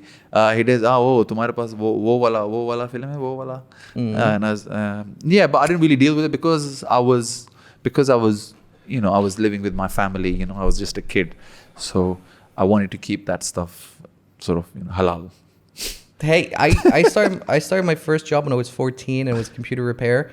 And when they were taking me into the back and showing me, how to repair shit and stuff like that, there was on the shelf on the left, there was just a stack of DVDs, just a stack. Yeah. And I asked him about it, and I was like, "What? Why is these two stacks?" And he said, "Every day you can take one. It's an honor system, and you have to bring it back the next day." Wow. And I was like, "What are you talking about?" He said, "One is DVDs of movies that we stole from customers, and the other one is porn that we stole from customers." And everyone gets to take one of each and brings it back the next day. Yeah. I think it's wow, man, this is crazy. So that's how computer repairs. So if you got anything on your computer, fucking throw that in the river. I think now things have changed. Everything is on the web. Everything is online. Things are different. There's no physical values to it. Even my in-laws recently, she made me clear out. I threw all these, like CD, the song cassettes, and not even cassette, CDs and DVDs. People yeah, like yeah. to hold on to it. People like to display them, but now it's just clutter. I know a guy who invested about 40,000 BD. He's an Indian guy into music, like just Wow. like speakers, that kind of Yeah. stuff. All the music he plays from is CDs. Mm. And I was talking to him about it. I was like, CDs? Why CDs? He told me that the highest level of quality on a format Yeah. was the CDs. That's it. Those people know their shit. Yeah. So, and your wife made you throw them away. You could have maybe sold them to somebody. No, bro, I get 50p for them. I ain't got time for that. eBay, sell them as a stack. Go outside to the schools, be like, yo. But yeah, I think CD use करते हैं यहाँ पे कोई? Sold Spotify and That's what he said. He said the highest quality sound is still on CD. but I don't know. That's true. I don't know. Maybe he's also yeah. just So for me, it was crazy. very hard to sort of let go. But I think when I went to the UK, it was very. It was a fresh start. I didn't really have much family there. I remember I stayed with this guy who is from the same village as my dad. But the funny thing is, like I was just one of the lucky ones. Things happened for me. What do you think would have turned out of you if you would have stayed in Bahrain? It's a good question. I would have. So my family is one of the few families. Do you have a Bahraini passport? My family is one of the few families. So Bahrainis, the sheikhs, whichever the sheikh, probably Hamad that time, they were probably quite nicer. So my family is one of the few families who have got Bahraini passport. Apparently, they don't give them away now. They never gave them in the first place. But there was this time around 2008 8 or 7. when the riots were happening. Or before that, they gave away a lot of passports. Apparently, my name was in there too. But I'm happy with the queen I have right now, so I'm all right. So if I would have stayed there, but I'm thinking because Bahraini passport is quite important. If you have that, the job opportunities and think, it opens up. Yes or no? Do you agree with me? Yes, he does. Yeah. I mean, compared to what though? So I think I would have probably worked somewhere in the public sector. I would have a boring 9-to-5 job, probably got, and if I really go into some sort of media or whatever, then I would have just done some TikToks and maybe a part-time presenter on Radio Mirchi. I don't know. Listen, emceeing events happen here. They bring in big stars. This Bahrain works very differently than the UAE or the UK, where here they skimp off the top, which you don't find in the UK because it's too competitive. We did think about as a family relocating to the UAE maybe because we just thought there'd be more opportunities. There's mafias there too. But because events-wise as well, it's a bigger market, let's just say. Whereas where we are, we take things for granted. It's just very easy. You can organize an event in a day without consulting anybody. Just hire a venue, hire a place, get your people together, and so it's much easier for basically anybody can do it as long as you do it in the best way as possible. But on the flip side of this, now after the negativity, the positivity of it is because it's such a small communal. When you're in that market and you're able to enter it, there's so much money to be made. I mean, you can make 20,000 BD just by inviting movie stars from Bollywood and stuff like that to come here to present an event. Like crazy amount of money. True. And I think this is where, and I definitely, that's a very good point. And this is why I'm thinking to perhaps take things more international, to the Gulf, because not just Bahrain, perhaps UAE, wherever, because first is tax-free, and secondly, these people aren't exposed to as many things which we have. So from the UK, maybe I can bring a fresh or different perspective of how things can be done here. Again, it's going to be difficult for you, I'd imagine, from the UAE, Saudi, and Bahrain. And now Saudi again. Yeah, Saudi, for example, in Riyadh or Jeddah, where is it? That they're doing all these events and they're opening up to the world, Yeah, but I think you'd find the issue of that. Trying to put it correctly without misspeaking. I think what you'd find the issue in is that they only want S-level stars. True. They probably wouldn't even want David Chappelle, but they probably want something like Kevin Hart. You know what I mean? I don't think they would want And like then that involves a lot of money, etc. This and that. like B level or anything like that. No but offense to you, buddy. No, it's not. It's not. But if I But I was might to, be if wrong I as was well. to do an event here, I wouldn't want to do a big event to start with. You start slow, and then you just work your way up. I would do the opposite. Because burn the bridge, take the money and run. No, try your luck, and if it works, it works. Yeah, I guess so. Yeah. Because when people associate you mentally with like smaller crowds, then that's what they're going to associate. No, you I with. think it's not about small crowd. Just to understand the psyche of how things work, because I don't live here, I don't really know how things work here. So just understanding, how they work, how they operate. I mean, if you're talking about labor staff, that's like somewhere between 80 to 100 BD a month. Labor camps charge about like 30 BD a bed, the nicer ones. But and I also try and understand like what's for example Bahrain, what are they missing? Like, are they What's the missing, gap in the market? Are they missing a good dance event? Are they missing a good comedy show? Are they missing a good show where they can take their kids out? Something for and I just feel kids, like I've got kids. I just feel that there's not many. To be honest, I was very disappointed. Not something. कितना time हो गया भाई? I was very disappointed by the whole National Day thing. There wasn't much going on. I mean, yes, they do these fireworks, which I went to. Luckily, we got a good spot, BIC. But within BIC, apparently every year whenever things happen, they have a bit of a carnival or a festival or things for families to do. But they didn't have anything. And neither was it advertised, although some people are like, yeah, you should go there should be a carnival. So I think the communication within, yes, they have these certain local Instagram pages, but the information is almost non-existent. Okay. So I think there's a gap in the market of good events or good outing for families, apart from going to theme parks and this and that. And the other. Put this with a pinch of salt. Dan can verify or deny it. But I don't know where he is. So there was an event. Supposedly they got paid 50,000 BD to run the event.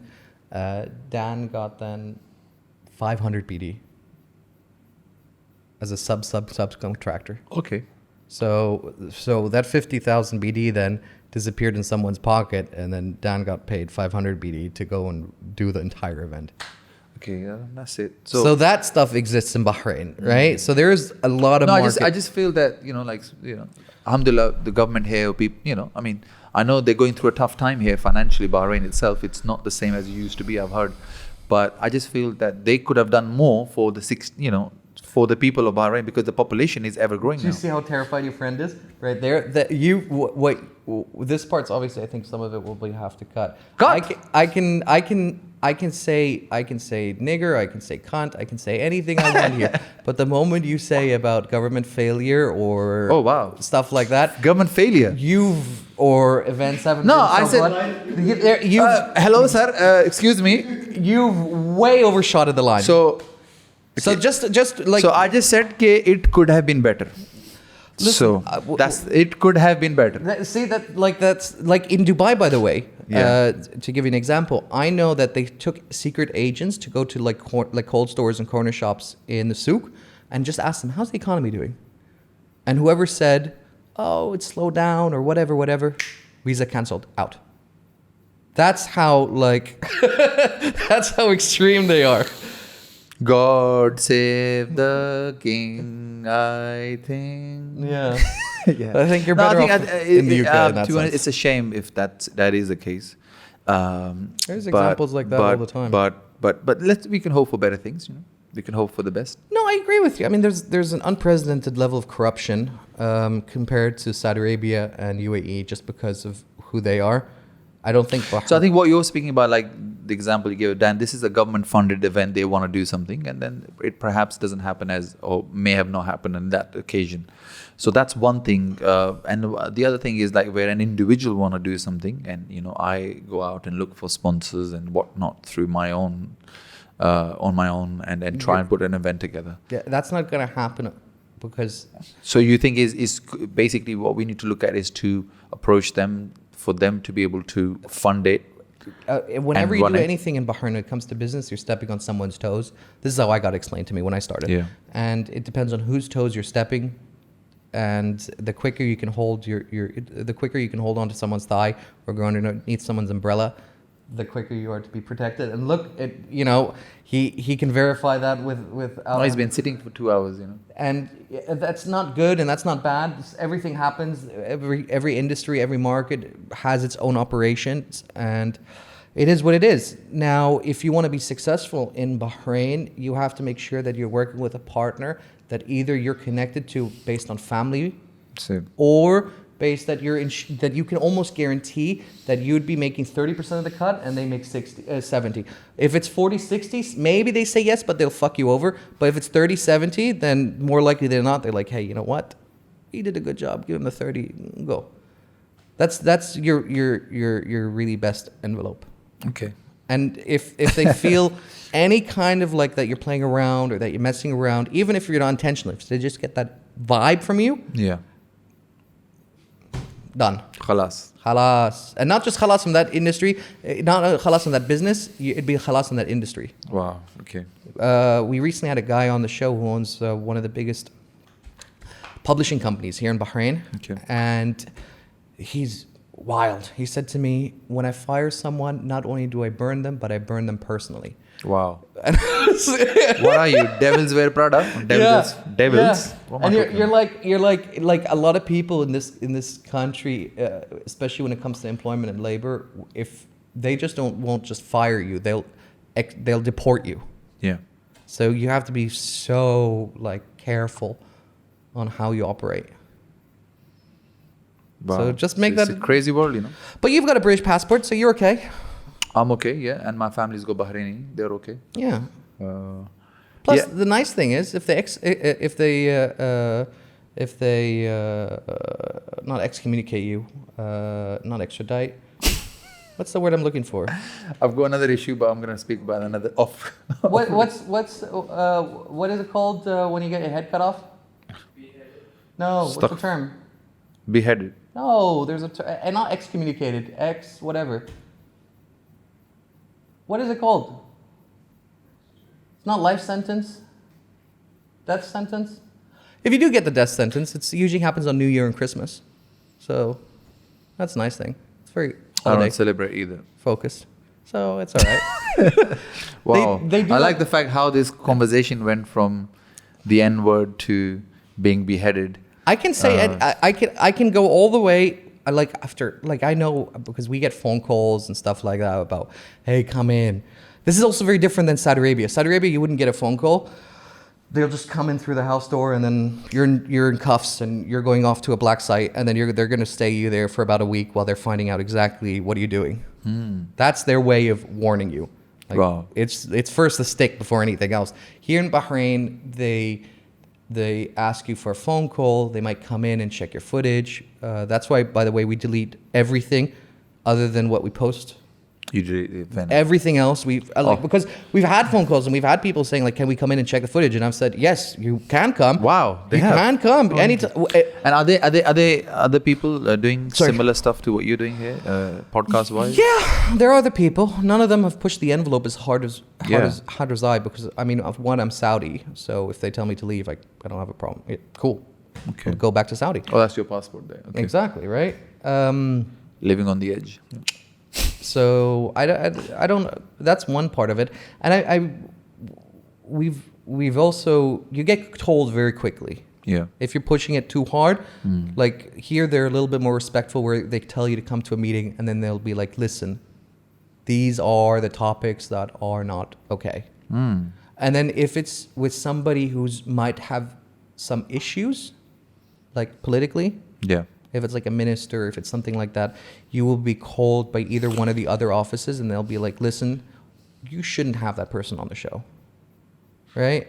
That's how that kind of works. And do you see this changing? Do you think it's likely to change soon? The perspective, and there's young people now, because obviously, it's a very... But people are often blind to this. This happens exactly in the West as well. Like if I would have Alex Jones on the show or Kanye West... I would not be able to publish it online. My account would be either frozen or banned. True. Maybe like, what's the name? Easy? No, what's the name? The Tate? Andrew Tate, yeah.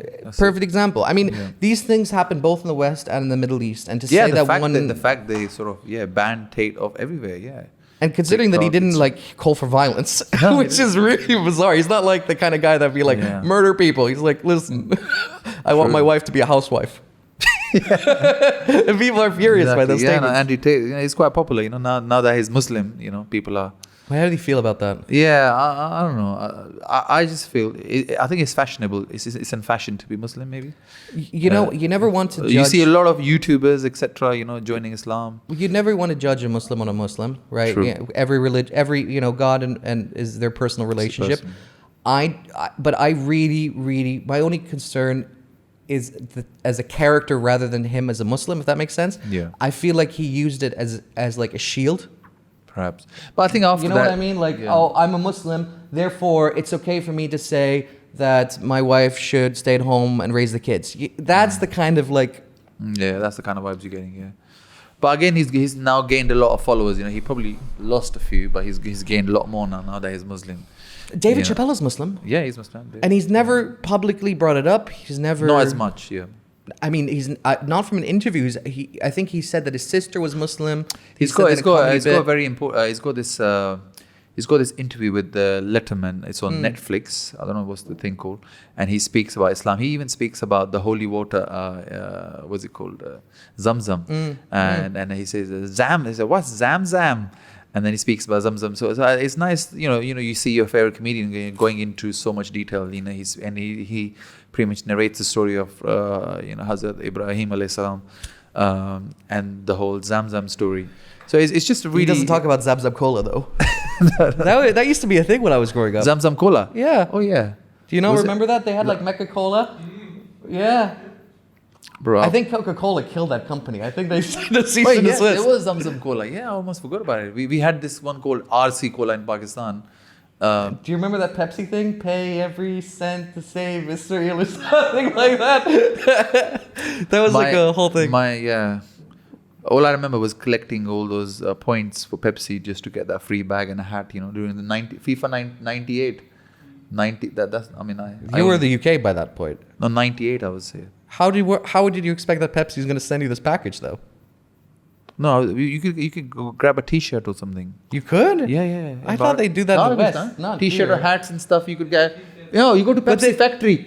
You could go to the Pepsi factory, whatever there was. You could go and give them all those the cannelids, whatever you call them, and then you can claim. There's a them. Pepsi factory here in Bahrain. I didn't know this. Yeah, Pepsi factory. Yeah. It's right next to Salman. Salman Hospital. Yeah. Is That's that why it. it's so dark? It's because he's exposed to fucking Pepsi every day. Yeah. and there's a show. And there's a show on Netflix where I don't know if you've seen this, called The Guy Who Sued Pepsi because Pepsi had a similar commercial in the 90s, and they put it out there that you can get one of these fighter jets. That's the one. Have you seen that show? Yeah, but didn't he lose the court case because No, he won, I think. I think he lost. I can't remember what happened Because at the end. I think the defendant Pepsi argued that it was so unrealistic. But I think there was some sort of happy ending at the end. But anyways, he's got a Netflix documentary out of it, so why not? Did you? There's an interesting story where a former employee of Coca-Cola tried to sell the recipe to Pepsi. Oh, okay. Yeah, which Pepsi then called the police on the guy, because imagine how insulting that is. Because you like your own Coke brand, no? No, it's pretty crazy. But in the UK as well, it's the Pepsi Coke war is it's quite a thing. It is quite a thing. We have our own. Yeah, no, they have in Scotland they have Iron Brew. Yeah. That's their Coke. You can find it here, by the way. Can you? Yeah, some cold stores I'm carry a it. big fan of it. Yeah, but yeah, as less as possible. Need to avoid it. Without looking into it, you're thinking of taking the family to UAE or Saudi? I haven't done Umrah. I wanted to go for Umrah soon. But because the little one's now 3 and the other one's 4, so maybe I think we should just wait another year and perhaps come here and then go from here and come back. So I think... Can't you just leave the kids with the grandparents? No, not really. No. We probably can, but yeah, my wife wouldn't let me. Yeah? She What wants about to. her side of it? Does her parents still alive? Yeah, they're all good. Yeah. So can't you just leave them But they're with her still, side? they're my kids. They're hyper as shit. it's best if we control them ourselves, you know. So they're not got to an age where you can sort of leave them. So that'll be a while. I guess it's the same for you guys as it is with us. Like I was left at my uncle's house plenty of times. This is the thing, bro, uncle's house. My dad left Yeah. me and my younger brother. I was 9, he was 7, with my grandparents for the whole year in Pakistan. See? And that was the best year of my life. See? But no. And yeah, so from me, me personally, I would. You got the answer. Yeah. I mean, It's a cultural thing as well, or whatever it was. Yes, it's for the kids' safety as well, perhaps. You know, because if your mom or dad is there, they're more likely to. But yeah, maybe it's a mom's thing. But as well. is she worried that they're going? You know, maybe dads are just generally a bit more laid back, or perhaps with moms, you know, they wanna be there watching them. Is she that worried about all the whores in Lahore? Yeah. I was waiting for. So I was trying to work that in for so long. It's a shit joke, yeah. I don't want to hear that from Mr. ISIS watcher. Yeah. So no, so I think it's, and I haven't taken the kids to Pakistan yet. I think if we just had the older one, the 10-year-old, is easier. Now that we have the 2018 and 2019 version, it's a little harder. It's a little harder, yeah. With these two, they're still, you know, in the age. What's their passport? Do they have dual citizenship? No, they just have British. They all have British. I'm the only one who's got dual citizenship. So they need visa then to go to I'm Pakistan. getting a phone call. Can No I worries, take pick it a up. call? Yeah. Yeah, it's almost past 2. Hello हाँ भाई मैं निकलने लगा हूँ यहाँ से क्यों तू करीब है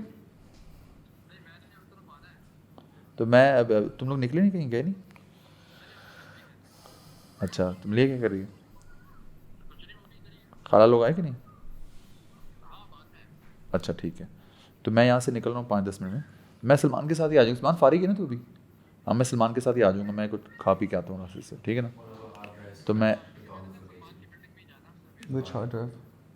तो तू अगर ऐसे बोलता तो मैं सलमान के साथ Not क्या able to recover? तुझे क्या आने की जरूरत I hope it's the one with the fatty. ठीक है ना मुझे अवैस का नंबर भेजिए यहाँ पे व्हाट्सएप पे ठीक और तेरी बिल्डिंग में अवैस रहता है ना अवैस आदिल उससे बटवा लेने आ रहा था तो मैंने बोला साले मैं ले लेता हूँ बटवा ले जाते हैं क्या ख्याल है हम मैं ले लेता हूँ बटवा ठीक मुझे व्हाट्सएप कर दे तेरे पास नंबर है अवैस का हाँ ठीक है तो उसको बोला उसको मैसेज करके बोल हम 15 मिनट में आ रहे हैं यार खत्म करते बहुत हो गया खींच रहा बेंच ठीक है okay okay okay So it asks us to initialize it. The only way to restore it, which would be very significant. So That's interesting. what's into sorry I didn't So we went to Dubai to do a bunch of filming. okay We did like four interviews, 4 yeah I podcasts saw a day. a few Dubai influencers etc and I was like how I didn't know that they're traveling to Bahrain or whatever then I didn't realize that you were there and it makes sense now Well, I was going there because you know how many podcasts can you do here? true There's only a population of 1 million and something people. How many can you Yeah. realistically go through? only 20% of them speak English as well yeah Yeah. so I mean, we can ask one of our boys and just do a Hindi or Urdu show, but I don't know Yeah. if it'll be that popular, honestly. no it may not be because it's a bit more universal you know yeah so do you have Arabic I mean, we do Arabic. We're expanding the show to do 3 more shows. One is a financial show that's going to be based out of Saudi and Riyadh. What's happening right now in the Middle East is that they want their own financial information and own financial sources. yeah Because right now everything from Bloomberg to Financial Times all put a Western spin on the story. yeah And so they're kind of tired of that. So we've gotten quite hard pushed to do that. We also do a female show with a female host. nice over here Over here, we've interviewed I think 5 or 5 girls for potential host. okay That is a little bit more. So it's very interesting. The financial one, we have investors lined up for days, like days. Like everything is covered from equipment to rent, everything. Yeah. The female one, nobody wants to touch it with a yard pole, but the amount of people that we get asking us about it. asking if there's a female host If there's about the female show, Yeah. like they want very specific woman issues, like I don't know, being molested by your uncle, stuff like that. Like, of course, nobody wants to touch that, but so many people are hungry for it. It's crazy. true It's really, really crazy. there's a market for that yeah And that one is really, really difficult on doing because it has to walk such a fine line True. to be able to Yeah, that's not everybody's. to Yeah, take I that mean, it's issues. easy to just sort of interview people, but that's, yeah. I mean, it's not hard to find the people to come on the show. People want to talk about their happenings, you know, their trauma. People want to talk about it, but it's, from a municipality perspective, they don't want to shine any negative light on family issues. Yeah. So you can only really do that if it's like on expats, Yeah. expats. That's the only way of doing it. But there's no way of having like a Bahraini woman talking to another Bahraini woman. That's no way. True. No way, no way, no way. You'll get your hard drives taken away from you. There's no way. But if you have like a Bahraini woman with the guest being a white woman, Yeah. then you can pass that line as long as the story doesn't involve the Middle East.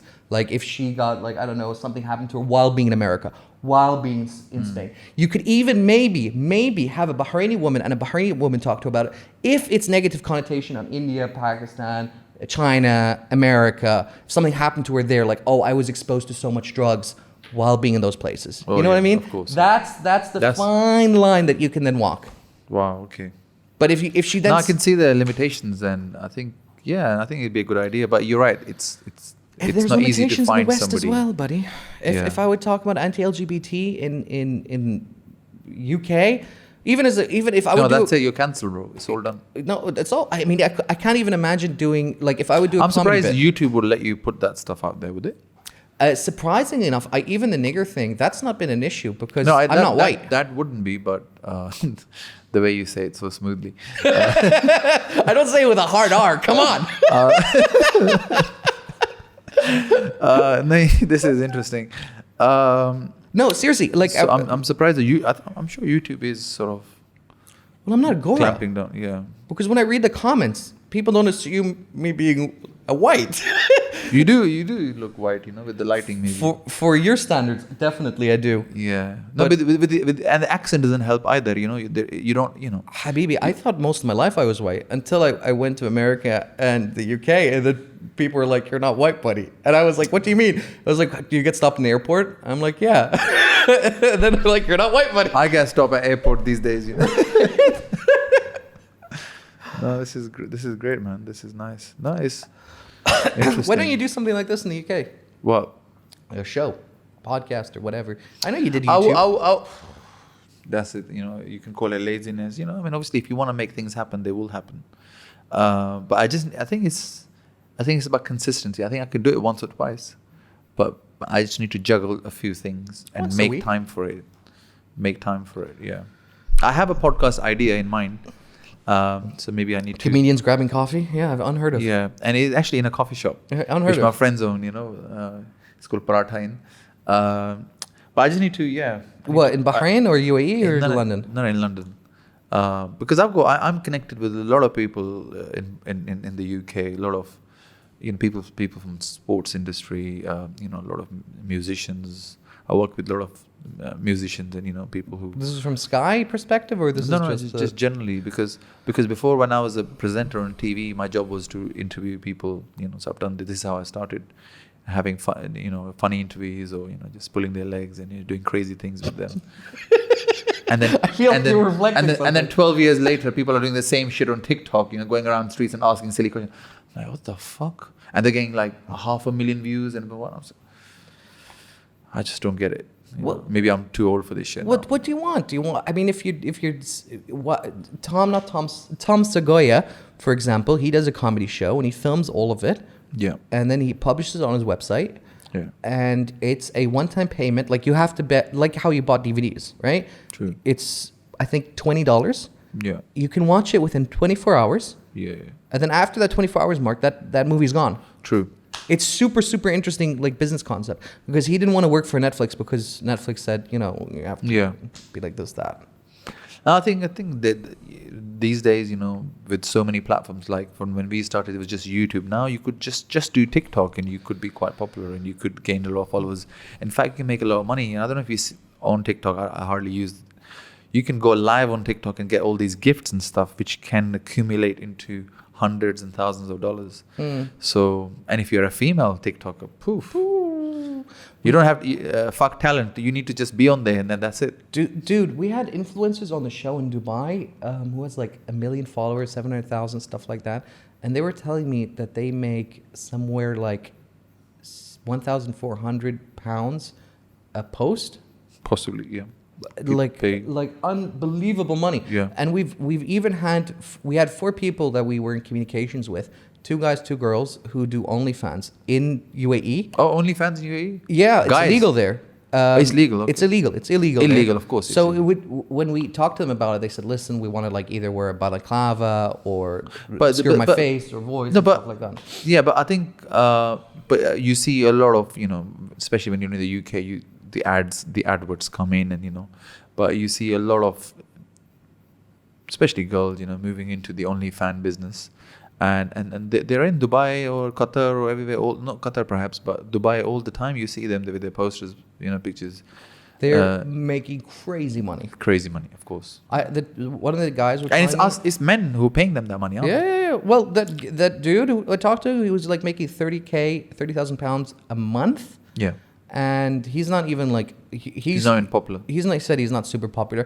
And I talked to him about it, and I was like, "So you're gay then?" And he's like, "No, I'm straight. I just do gay stuff for money." And I was like, "No, you're gay." I mean, what are you saying? What are you talking about? No, he just identifies. Like, Yeah, he just his sexual presentation is cash. That's exactly. Yeah, it's interesting. There's lots of cool stuff happening all around, dude, and it's you really need to OnlyFans get on could it. be something I could think about. Yeah.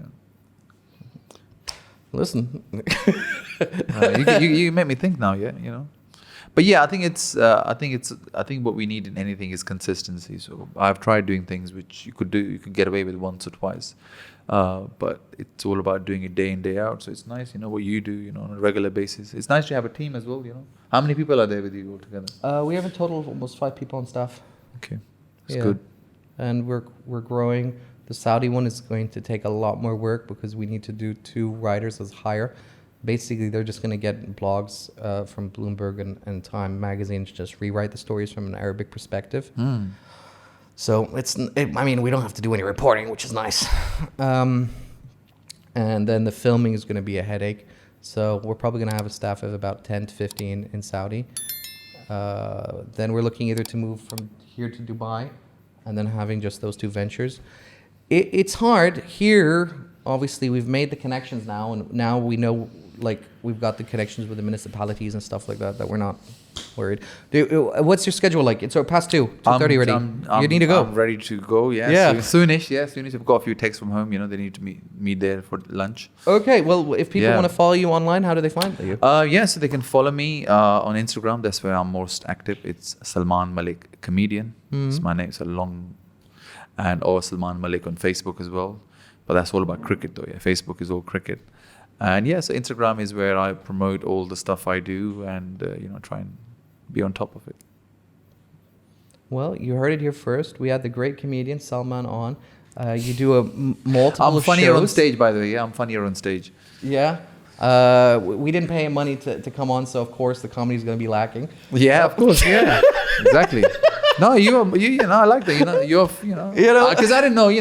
I'm in your house, innit? So, but it's nice. I really like the setup. And, the professionalism, and and I think you're an easy person to talk to. So, it's nice. It's just like meeting you for the first time. Felt almost like I know you for a while, but we've just recently connected. Hey, then I've done my job correctly. No, you have absolutely. Habibi, it was a pleasure. Same. And do you want to do an intro for your stuff, and then we can use it for sure. What do you want me to say? Go on. For you. Yeah. Yeah, your comedy bit, your show. How do people find you? You just give me your Instagram. Give me like a bio. Sure. You know what I'm talking about, right? For an intro. Yeah. Where do I look in the camera or look at you? If you want to, the camera's right there. Just make sure that Danny's ass is in the shot. Danny, is his ass in the shot, guys? Is it unsolved truths, right? It's right behind you. Akash has got a great joke where if we finally get cancelled, it'll be the solved truth. That'll be the next show. I can't do that. I can't do that anymore. So is it towards the start of the thing? Or? Yeah, intro. Okay. I'm trying to think. What do I say? I've never had such a long chat with anybody before. So this is already a marathon for me. But it was nice. It didn't feel like it was that long, but it was long. That's like a backhanded compliment right there. Yeah. We've done 12-hour I was gonna shows. see my friend. I haven't seen my friend properly, but I've just seen him in bits over here. Okay. Okay, shall I? Hi guys, my name is Salman Malik. I am a London-based stand-up comedian and TV presenter. I'm here with Hamad at Unsolved Truth. And today we'll be solving a lot of truthful things. I'll be lying a little bit, but hope you guys bear with me. You can also find me on Instagram or all social media under Salman Malik Comedian. And I'm just really excited. It's nice to be back home in Bahrain and looking forward to this lovely chat with this beautiful white guy over here. Hey, you know, I've always wanted to be called white, so that's another dream fulfilled. But I love that you're wearing purple. It's brand colors. We always have a motto here: if you don't bleed purple, you're not working here. Thank you, bro. Cheers. Thank you. Here, let me help you up. Oh.